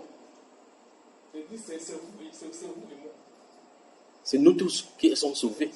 Voilà. Donc, ici, nous sommes seulement un membre, parce qu'il y en a plusieurs dans le monde. Je commence encore à suivre la dangerosité. On vient de dire que l'Église, c'est le corps de Christ. Il a sauvé l'Église, donc il est le sauveur. Donc l'ensemble de ceux qui sont sauvés, pas nous seulement qui sommes vivants, ceux les pierres et autres là-bas qui sont morts dans le temps, dans différents arcs de l'Église, tous là, ceux qui sont couchés, ceux qui sont vivants, forment ensemble l'Église dont Jésus disait, je bâtirai mon Église. D'accord? Alors, je disais donc que l'Église, donc, c'est l'ensemble des sauveurs et non le lieu où les sauveurs vont. C'est ça. Et non le bâtiment. Appelez ça encore pour elle. Donc, ce n'est pas un lieu qui est appelé bâtiment. Ce n'est pas un édifice physique qu'on appelle bâtiment. C'est l'ensemble des êtres que Christ a adressé son sang à la croix pour eux. On est d'accord maintenant? On commence encore maintenant avec nous. Dis avec moi, désormais, mes pasteurs et moi, nous ne dirons plus aller à l'église. Allez à l'église. Venez à l'église. Venez à l'église. Il faut aller à l'église. Il faut aller à l'église. Parce que ça n'a pas de sens. Ça n'a pas de sens. C'est pas mon cher. Bon appétit. Merci. Frère Junior. Ça, c'est une question de plus comme ça, non? Ok. On prend une pause, on va un verre, on prend une deuxième. C'est bien compris maintenant? Bien compris. Sauf- Oui, Ok. oui, vas-y. C'est dans le même sens, hein? Bon, c'est pas sur l'église, mais c'est sur les analogies là. Ok, oui, allons-y. Parce que, par exemple, pour bien faire comprendre, je fais comme la Bible, la comparaison. Oui. Sœur Grâce, Frère Junior, Mhm. Église Christ. Oui. Bon, au verset 23, Oui. on dit car le mari est le chef de la femme, Oui. comme Christ est le chef de l'Église, qui Oui. est son corps et dont il est le sauveur. Oui. Est-ce qu'on peut donc dire L'homme est que le sauveur de la l'homme est femme. le sauveur de la Absolument. femme? C'est ce Non, que non, je continue la suite. Tu vas voir ça. C'est toujours la suite. Continue toi-même. Or, de même que l'Église est soumise à Christ, les femmes aussi doivent l'être à leur Tu mari. vois, la comparaison continue toujours, n'est-ce pas? Mhm. Marie, aimez vos femmes comme Christ a aimé l'Église et s'est livré lui-même pour elle. Donc, si tu vois maintenant ça, donc ça veut dire que l'homme était un sauveur pour sa femme. Parce qu'en réalité, on montre clairement est-ce que l'amour que l'homme doit avoir pour la femme, c'est au point de mourir pour elle. L'homme doit protéger. C'est pour ça que quand vous mariez, on dit que l'homme, tu dois protéger la femme. Tu vois cela? Donc, l'analogie marche dans tous les sens du terme. Et Frère Junior, quand on parle au verset 22, je pense, c'est là qu'on a commencé. Là, on a commencé, oui. On parle des gens qui sont maris et femmes, ou bien le frère si est mon chef. Non, mais c'est pas, on parle de mari et femme ici. D'accord. D'accord. Donc ce n'est pas dans une génération. Non, c'est pas une génération. Attention, regarde bien. Il y a. Ils sont du mari. On dit mari, c'est pour les femmes, donc on parle ici de mari. Ils sont mariés. Mhm. Ok. Donc il y a ceci dans le couple, ça c'est dans l'ordre du couple, dans le relationnel. Mais pour l'ordre de prééminence maintenant sur le plan naturel qui est l'ordre divin, l'homme est encore le chef de la femme. Voilà. C'est ça qui embrouille les gens qui parlent qu'on ne met pas le foulard sur la tête, ainsi de suite, toute la c'est ça qui les embrouille chaque fois. Donc il y a le gouvernement de Dieu, l'ordre dans le gouvernement de Dieu. Dans le gouvernement de Dieu ne change pas, la grâce et la loi ne changent pas le gouvernement de Dieu. Parce que dans un gouvernement, la loi vient sous le gouvernement. Tu comprends ça? Mhm. S'il n'y a pas de questions, on prend une pour respiration, on boit un peu de jus encore, on reste à gauche et puis on revient. Bon, j'espère que tu as saisi maintenant ce que c'est que l'église. Ok. Donc tu as maintenant compris pourquoi nous, on n'a pas de nom, n'est-ce pas? Parce que si je prends un nom pour dire que nous sommes allés à l'église ici, je me joins à vous. J'ai été envoyé pour restaurer cela. Et je fais en parlant comme je suis en train de parler là. Vous savez, la Bible déclare que Paul, les Juifs qui étaient en train de faire des obstructions, il dit que la colère a fini par les atteindre. Pourquoi? Parce qu'il faisait obstruction à ce que Paul ne parle pas pour qu'il soit sauvé. On parle seulement, et les gens sont sauvés. On parle seulement, et l'Esprit parle aux gens.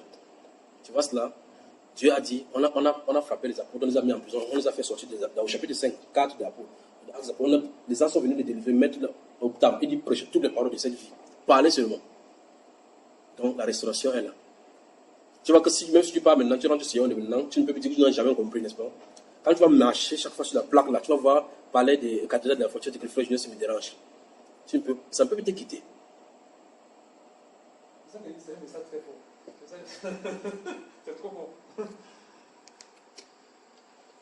Et vous, les autres frères, par la compassion de Christ, activez tous un même langage et à ne point avoir des divisions parmi vous, mais à être parfaitement. Regardez-vous, ça c'est le verset 10, chapitre 1 qu'on n'a pas fini. À être parfaitement unis dans un même esprit, un même sentiment. Fin de citation. Ah, un Nos frères, ils doivent se repentir. non, c'est même pas tu étais dedans.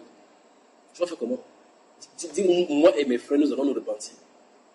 C'est là quand tu vas rentrer, si tu parviens à assimiler ceci, et dis ça à quelqu'un, c'est là où tu vas voir maintenant tes vrais frères. Tu vas voir que le frère là, ce n'est pas le frère. Tu vas voir maintenant que tu vas commencer à avoir des comptes de ce qui est clair. Depuis que tu n'es pas, j'ai ouvert la Bible. Tu as ouvert, non? C'est pour dire que c'est ta Bible que tu as ouvert, ce n'est pas ma Bible. Tout ce qui est là-bas, c'est ici, ça se trouve ici. Donc, on n'a pas seulement de parler. Tu es responsable. Comme tu as dit que Christ est le chef de l'église, même si tu cherches un autre verset qui va te le comprendre, tu ne trouveras plus jamais. Donc, ça veut dire en clair, tu es en face de la vérité et tu as un rôle à jouer.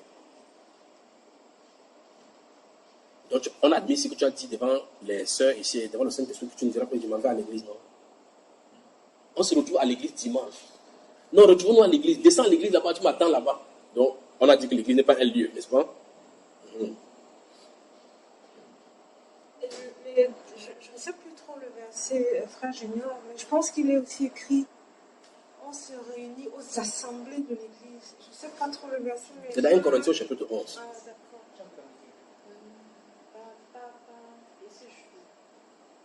Comment, mon cher? Tu dis? Non, je t'avais demandé si c'est dans quel enregistrement. Ah, tu veux l'enregistrement? Ne t'inquiète pas. Tu connais Bamba Iba, non? Tu vas aller sur Bamba, ça se trouve là-bas. D'accord.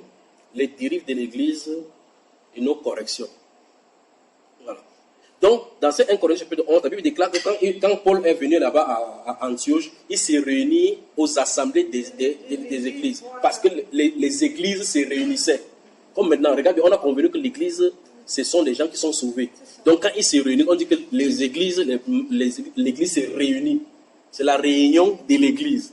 Donc, quand l'église quitte, il n'y a plus de réunion. Donc, c'est l'église qui fait la réunion. Tu vois ça, mon cher? C'est l'église qui fait la réunion. C'est pas l'église. Non, l'église ne vient pas à la réunion. L'église fait la réunion. C'est la présence de l'église qui amène la réunion. Quand il quitte la réunion, il disperse. Autrement dit, c'est un rassemblement. Donc, ce n'est pas l'endroit qui se trouve qu'on appelle l'église, ni le fait qu'ils s'assemblent qu'on appelle l'église. C'est eux qu'on appelle l'église qui viennent là-bas. Parce que la Bible, quand il arrive à Jérusalem, il convoquait l'église. Donc, on dit à l'église que l'église, l'apôtre vous convoque. D'accord? Bon, par exemple, la Colossiens chapitre 4, versets 19 et 20 et 22, il dit que salut Nymphas et l'église qui est dans sa maison. Donc, l'église se trouve dans la maison de quelqu'un. Donc, on finit de lire l'Écriture, on salue maintenant le bâtiment. Il dit que Paul te salue. Le mur ici, Paul te salue. C'est ça, mon frère. Voilà. Parce que les églises se réunissaient dans les maisons des saints, différents saints. Donc, quand il écrivait, il dit que, ok, Nymphas, par exemple, le frère Junior, c'est là, dans sa maison. Il y a l'église qui s'est réunie là-bas. L'église s'est réunie. Pronom personnel. L'église s'est réunie. C'est l'église qui s'est réunie.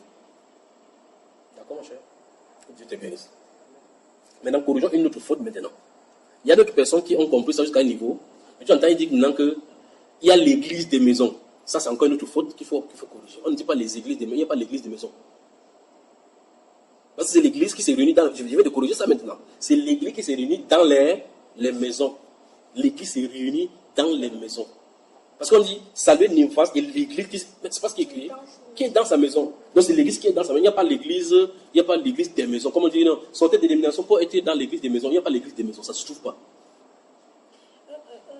Frère Junior, Oui. s'il te plaît, je suis à Colossiens là, que Oui. tu citais. Mm. Donc je vais saluer les frères qui sont à Laodicée Oui. et Nymphas Oui. et l'église qui est dans sa maison. Qui est dans sa maison. Lorsque cette lettre aura été lue chez vous, Chez vous, faites en sorte que vous lirez également ce qui viendra de Laodicée. voilà. Non, faites en sorte qu'elle soit aussi lue dans l'église De Laodicée. laodicéenne. Oui. Ça veut dire que certes, il y a l'église, frère Junior, Mhm. qui est l'assemblée de tous ceux qui ont cru en Jésus-Christ et que Jésus reconnaît comme Comme son tien. corps. Oui. Mais on peut aussi parler des églises régionales, je ne sais pas. Voilà, c'est bon. Non, ça dit moi, tu es quelqu'un. Ça dit le L'église corps. de- Non, de- attends. Ça dit le corps de grâce, vraiment, ça passe mal. C'est juste ce que je Écoutez, dis. c'est juste. D'accord. Mais applaudissons pour le frère. Il est bien. Non. Je vais t'asseoir. Vous êtes sur Bamba Eba et nous sommes en train d'écouter cette dérive-là et la correction. Et nous avons maintenant le serviteur de Dieu qui nous vient et il vient d'arriver maintenant. Vous avez cet applaudissement maintenant, c'est pour l'accueillir. Viens t'asseoir, mon frère. Nous avons plus de 2 minutes, nous sommes connectés là en train de partager. Donc, tu as touché un cas précis. En fait, cette question-ci, j'ai déjà répondu ça depuis 2012. À la conférence où nous parlons sur la réforme de l'Église, j'ai bien expliqué cela. En réalité, revenons maintenant à l'œuvre. Revenons dans la chose, d'accord?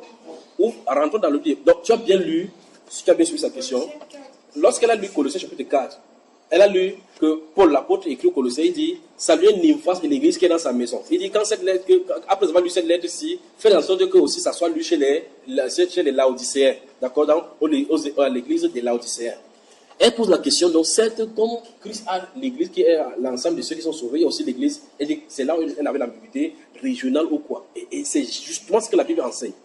Et c'est Jésus qui a mis cette fondation, c'était le départ. D'accord? Donc, maintenant, on va voir cela dans la définition même de Jésus. D'accord? Je vais citer les versets bibliques, vous les connaissez déjà. Quand je vais citer ça, vous revenir. Tout à l'heure, nous avons lu dans la première phrase, la première fois où Jésus a mentionné l'église. La première mention de l'église est sortie de sa bouche. Il dit, tu es pierre sur cette pierre. Regarde bien. Tu es pierre sur cette pierre. Tu es pierre sur cette pierre. Je bâtirai mon. C'est la première chose, c'est la première fois que Jésus a prononcé l'église. La deuxième fois qu'il a prononcé l'église, c'est 2 chapitres plus tard. C'est ce chapitre 18, mais cette fois-ci. Dans ce chapitre 18, il y a une histoire où il raconte quand les gens ont des antagonismes entre les frères. Il dit que lorsque ton frère péché contre toi, va et reprends-le seul à seul. Si se repent, tu as gagné son frère. Si tu ne te repens pas, prends 2 ou 3 personnes afin que toutes choses soient réglées sur l'éducation de 2 ou 3 personnes. Il dit, s'il ne l'entend pas, si vous ne pouvez pas le convaincre, dis-le à l'église. Donc c'est par la deuxième fois que Jésus-Christ mentionne. D'accord? Donc ici nous avons le problème. La façon que Christ explique la chose et la façon dont il a parlé de l'église ici, manifestement c'est 2 styles d'église dont il veut parler. Ou bien encore la même entité qui se manifeste ou bien se métamorphose sur la terre différemment. Maintenant, qu'est-ce qu'il dit? Je ne sais pas si tu me saisis bien.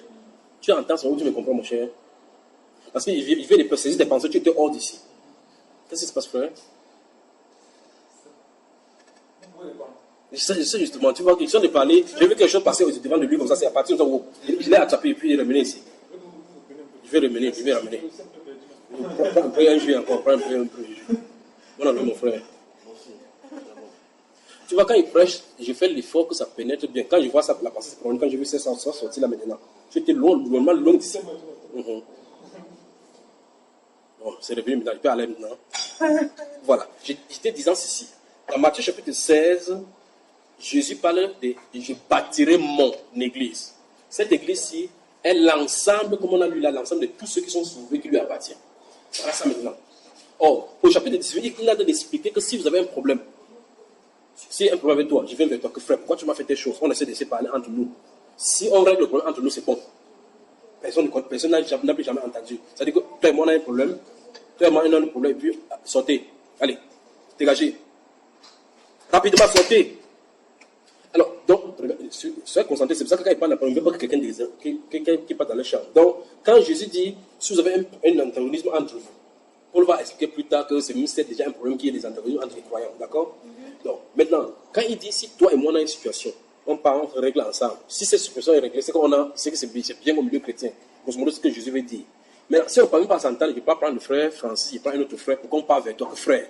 Voici une situation qui se pose entre celui-ci et moi. Celui-ci doit jouer, sur les deux, si ou trois personnes qui seront là, doivent jouer le rôle de médiateur, de juge, parce que c'est au milieu chrétien ça. Avec la sagesse pour rendre justice pour qu'on sorte de ces problèmes-là. Pour que toi et moi ne restent pas dans les problèmes. C'est-à-dire que si moi j'ai un problème avec quelqu'un, même de forme internationale, quelqu'un doit jouer la médiation. Tu vois cela? Si on ne parle pas s'entendre. Maintenant, si avec ce regroupement de deux ou trois personnes qui sont venues pour nous mettre en règle, pour que nous entendions et régler notre situation, si on ne parle pas toujours à s'entendre, Jésus dit, si on ne parle pas à s'entendre, dis-le aller à l'église. Donc tu vois que ici, la deuxième mention de l'église est différente de ce que Jésus avait dit dans Matthieu chapitre 16. Parce que si on admet que l'église, si, dans ce contexte, est la même église, c'est qu'il va falloir rassembler tous les croyants qui sont dans la terre pour leur dire cela. Manifestement, c'est seulement ça. Or, ici, donc, Jésus-Christ parle donc de l'église locale.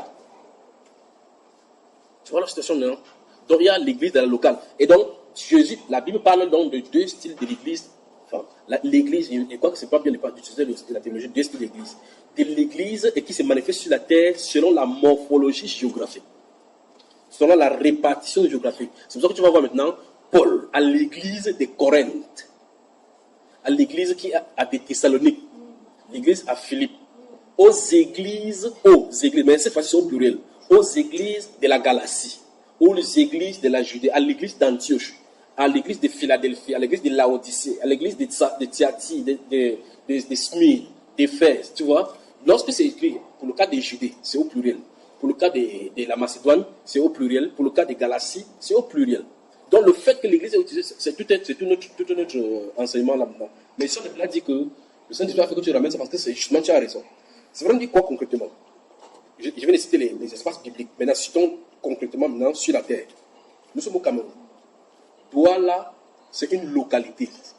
La région du littoral, c'est une grande localité dans laquelle se trouve Douala. Douala est inclus dans la région du littoral. Tu comprends?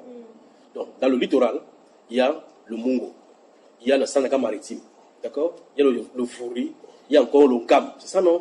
Tout ça ici à l'intérieur. Alors, si on était au temps biblique, Paul écrivait comme ça là. Paul, apôtre de Jésus-Christ, à l'église de Dieu qui est à Douala. Je suis content. Tu vois comment tu commences à sourire, non? Le frère a vu un verset lumineux pour le cas du Cameroun. Il sourit un peu. Il dit, Paul, serviteur de Dieu, appelé à être apôtre, non pas par la volonté des hommes, mais par Dieu, à l'église de Dieu qui est à Douala. C'est ce que Paul, l'apôtre, dirait. Mais s'il veut écrire dans le littoral, il ne dirait plus la même chose. Il dirait, Paul, serviteur de Dieu, appelé à être apôtre, non pas de la part des hommes, ni par de la part des conseils théologiques, mais de la part de Dieu, aux églises de Dieu dans le littoral.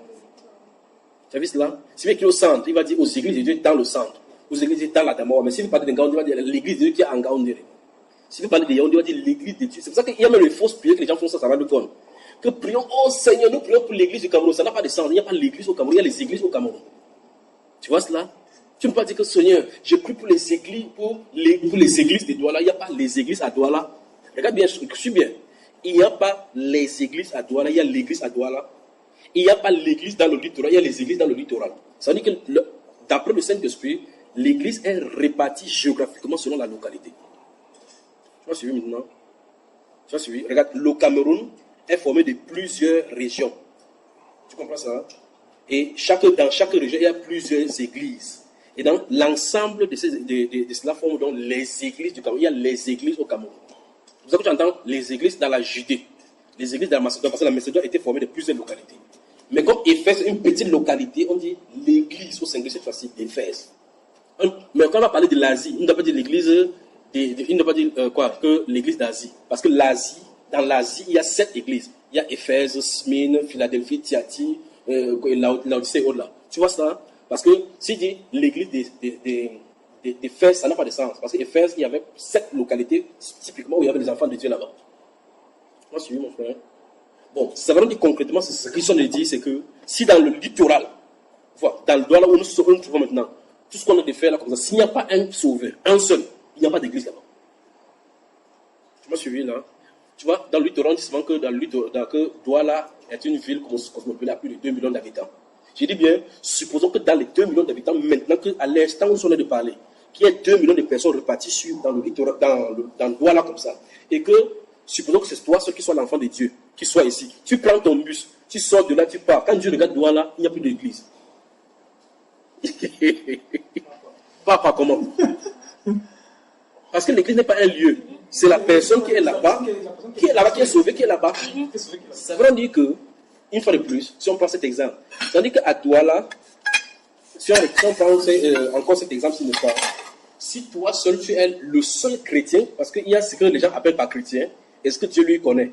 Parce que tout à l'heure, il a dit, et à tous ceux qui sont au loin, en aussi grand que le Seigneur, Dieu les appellera. C'est Dieu qui a appelé, donc c'est Dieu qui connaît ceux qui lui appartiennent, comme Dieu Timothée le dit. Donc si Dieu connaît que ici à Douala, il n'y a que toi seul qui es le chrétien, quand Paul dit, Paul, apôtre de Jésus-Christ, à l'église de Dieu qui est à Douala, il s'adresse à toi. Sous réserve que d'autres personnes soient sauvées là-bas. Quand quelqu'un sera sauvé, donc, les deux là, c'est à vous qui s'adressent.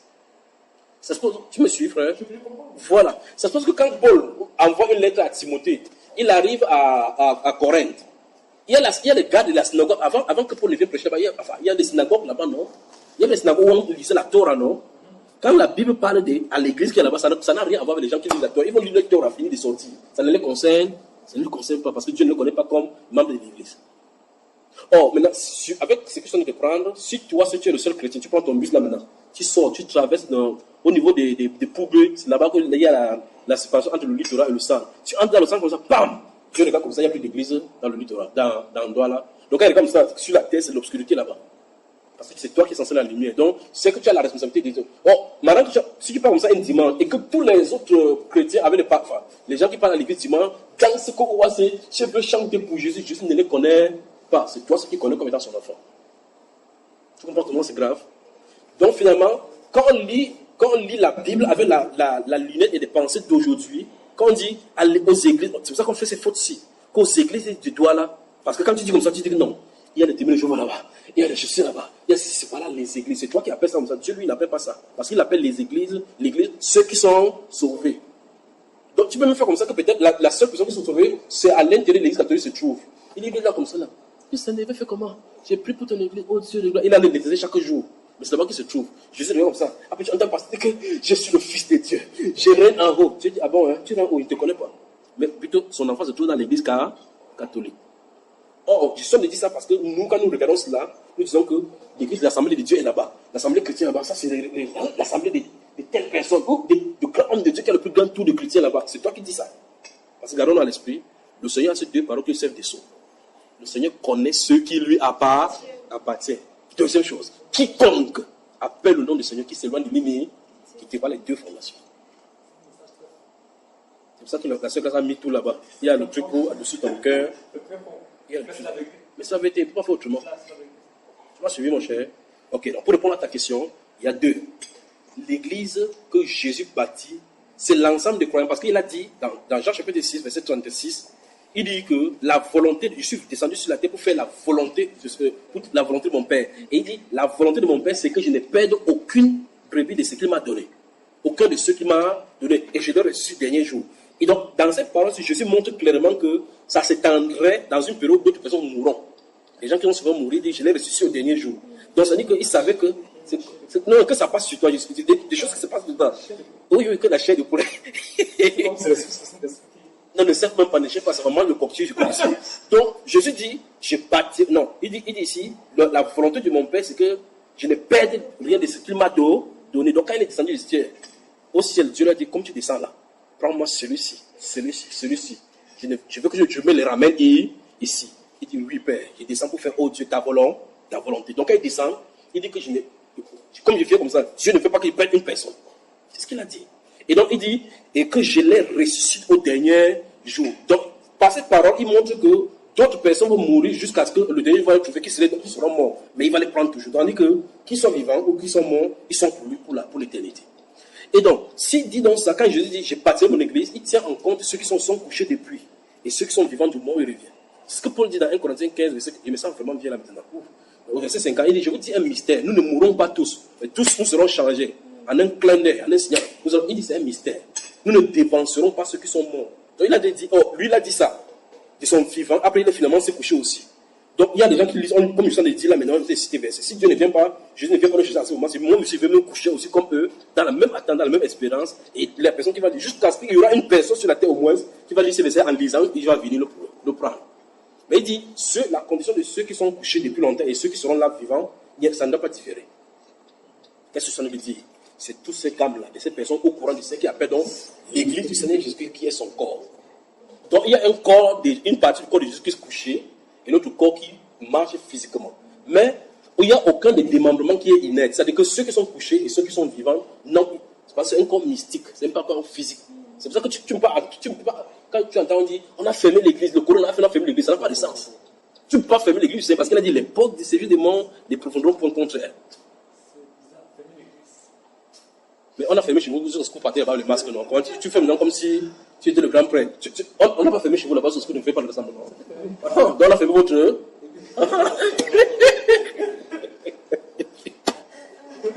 Oui. Dans le passage de Daniel, où je trouve que c'est Apocalypse, on dit qu'il fera la guerre au sein, et il va les vaincre. Chapitre 13 d'Apocalypse.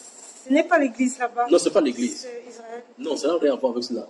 Enfin, donc, il y a beaucoup de choses à expliquer avant d'y arriver, d'accord? Parce que au chapitre 12... Non. Le séjour des morts... Non, ça ne peut pas vaincre. Attention. J'ai bien dit tout à l'heure qu'est-ce que c'est fermé. Non, c'est fermé. Il faut faire de la communauté. Coucou. Donc, il faut faire attention. Le fait que Jésus permet qu'il y ait des prédictions ne veut pas dire qu'on a vaincu l'Église.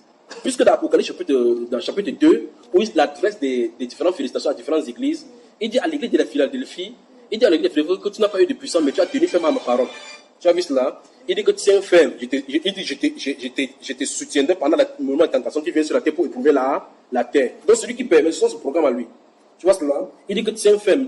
Le petit qui a d'aller mourir. Il dit que le diable jettera certains de vous en prison pour vous éprouver pendant 10 jours. C'est pas ça? Quand il dit qu'il va jeter sur vous, pourquoi Jésus ne peut pas bloquer ça? Quand on a pris Pierre, on a mis en prison dans le chapitre 12. On l'a enchaîné. Quand l'église priait pour lui, l'ange n'est pas venu le faire sortir là.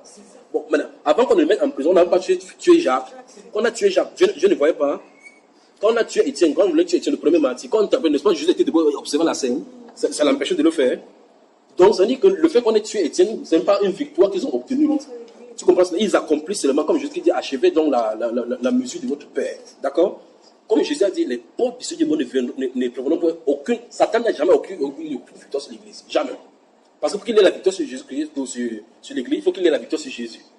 Parce que c'est Jésus qui est le contrôleur de l'église, n'est-ce pas? Voilà. Donc, chaque fois qu'il y a des persécutions, c'est pour ça que cette définition de l'église est très importante. Parce que quand il y a des persécutions contre les dénominations, on va dire que Seigneur, ton église s'ouvre. C'est pas ça, c'est les questions. L'église du Seigneur Jésus-Christ n'a pas de problème en réalité avec Jésus. Parce qu'elle fonctionne dans le monde que Jésus-Christ attend. Quand Dieu veut faire quelque chose sur la terre, il envoie des gens. Repentez-vous. Les gens qui sont préparés pour lui, seulement se rassembler dans ce corps qu'il appelle. Tu vois ça, mon cher? Alors donc, il y a l'église globale.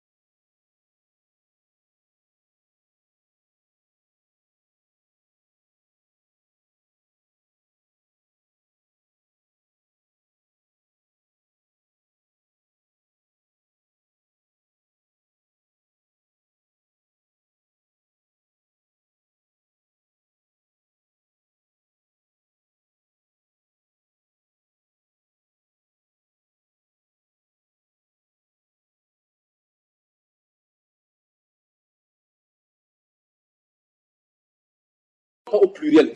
Ça sera de l'église. Il n'y a plus. Puisqu'il y a l'église, c'est la personne qui est sauvée.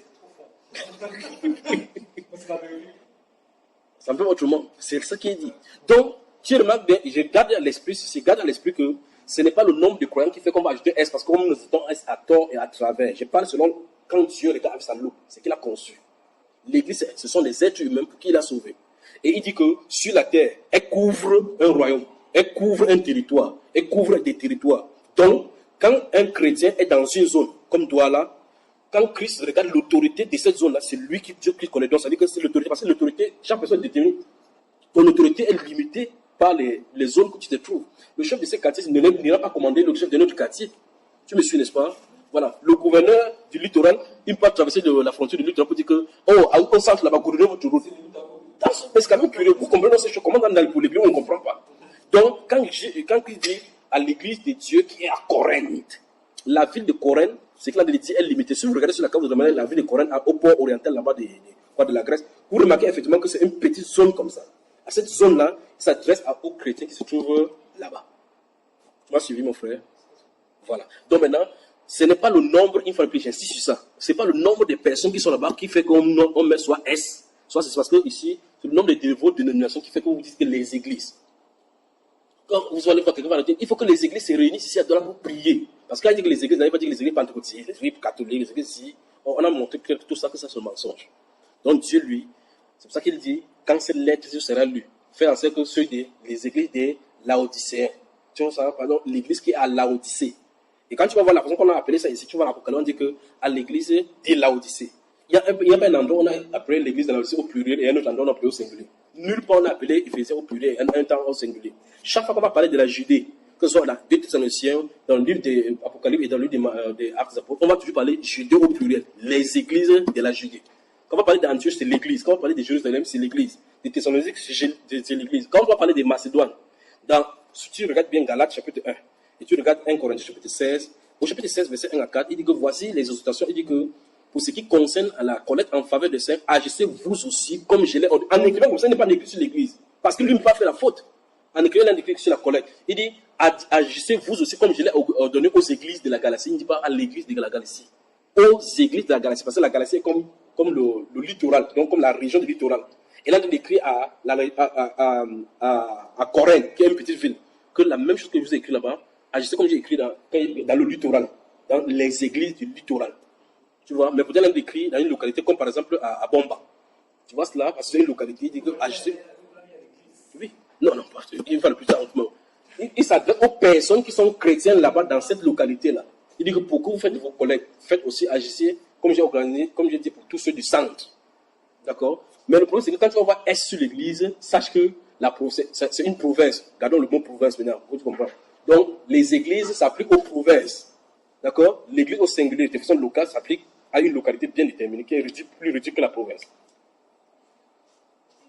Dans l'église de Galatie, l'église de Philippe, à Thessalonique, ce sont des petites localités. Mais quand j'entends Macédoine, c'est une grande province, où qui sont formées de plusieurs localités. D'accord? Je vais te bénir. Oui, frère, en restant sur... Parce que j'ai très bien compris. Hein. Je voudrais maintenant interroger autre chose.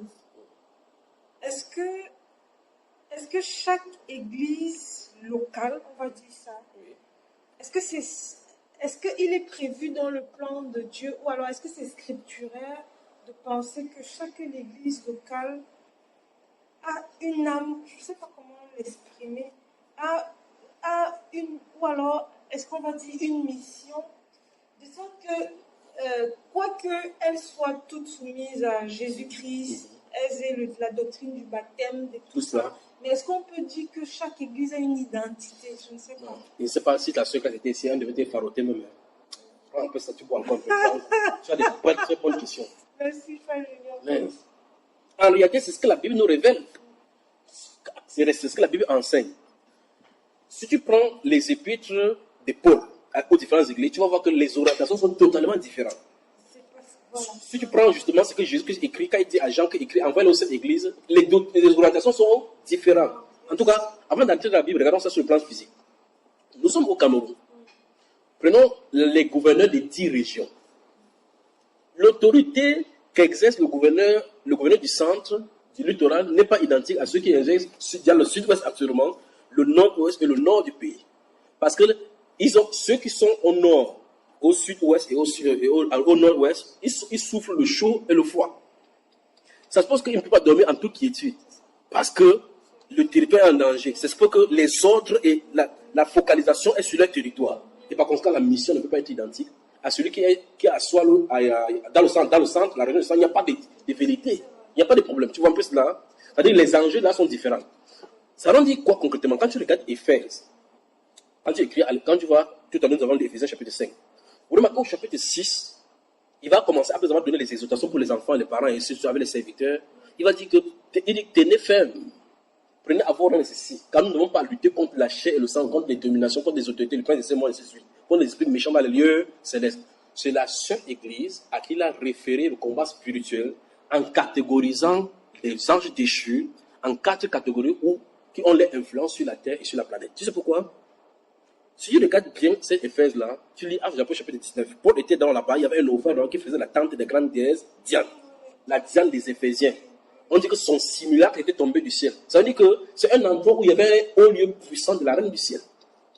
Tu comprends cela? Donc, ça veut dire que la Bible déclare dans le chapitre 19 que ça a fait le temps, c'est qu'il y avait le mouvement dans la ville où toute la ville était en prison, personne ne savait que ce qui s'était passé là-bas, parce qu'on les a amenés là-bas devant l'assemblée. On a dit, ben, finalement, qu'est-ce qui se passe ici? On a ajouté Pierre là-bas. N'est-ce pas si vous comprenez? Ça veut dire quoi concrètement? Ça veut dire que la réalité qui était à Éphèse n'est pas la même réalité à Corinthe. Par contre, pour Corinthe, tu vas remarquer très bien que c'est le Corinthe, il y avait les orgies sexuelles là-bas, avec des péchés bizarres. Là, il écrit là-bas, il ne parle pas de combat spirituel. Il commence à parler des œuvres de la chair, les divisions, les vandalismes avec les dons spirituels. Parce que c'était un lieu commercial même d'abord. Lieu commercial, les gens s'habillent frais, comment faire les vandalismes. Les missions ne sont pas la même chose. Tu vois? Tu écris à Thessalonique, c'est une autre chose. Donc, selon les démembrements, les zones, en tout cas, nous sommes au Cameroun. Tu vois comment on parle de la parole de Dieu, non? En Chine, on ne ferait pas ça comme ça. Parce que les puissances démoniaques qui contrôlent la chair, c'est le dragon en personne. C'est pour ça que la majorité de chrétiens qui sont là-bas sont souterrains. On déchire la Bible. On sait dans la Bible, tu vas confirmer. En Inde, on brûle les gens chaque fois. Dans les zones de l'Arabie Saoudite, les zones à consonance musulmane comme l'Iran, la Perse ancienne là-bas qui va encore se réveiller aussi, ces zones-là, on ne peut pas parler de Dieu n'importe comment. Donc ça veut dire que tu ne peux pas t'attendre à ce que la puissance de Dieu pour résister soit identique ici. Ici, on a des majors autour de millions en parlant, nous en librement.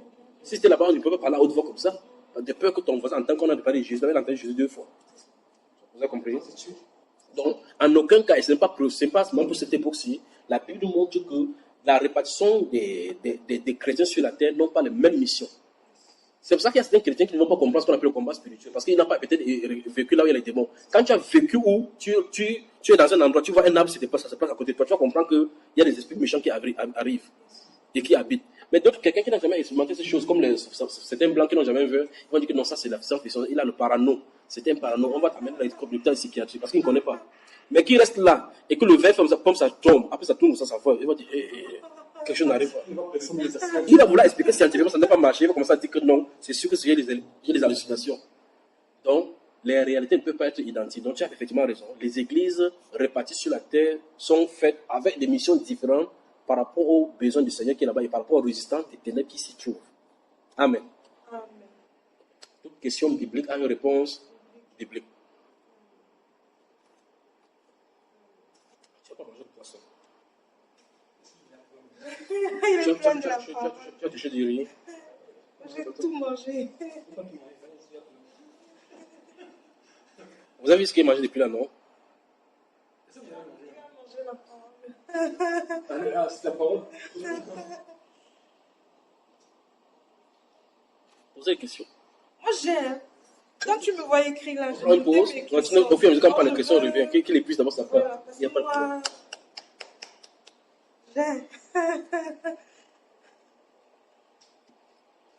C'est pas celui qui a dit qu'il aime la parole depuis. Ta parole est épuisée. Mais on prend une pause, c'est ça? On prend une pause. Quand tu te lèves, tu te promènes un peu autour de la maison, la nourriture descend et puis on revient, on continue, d'accord?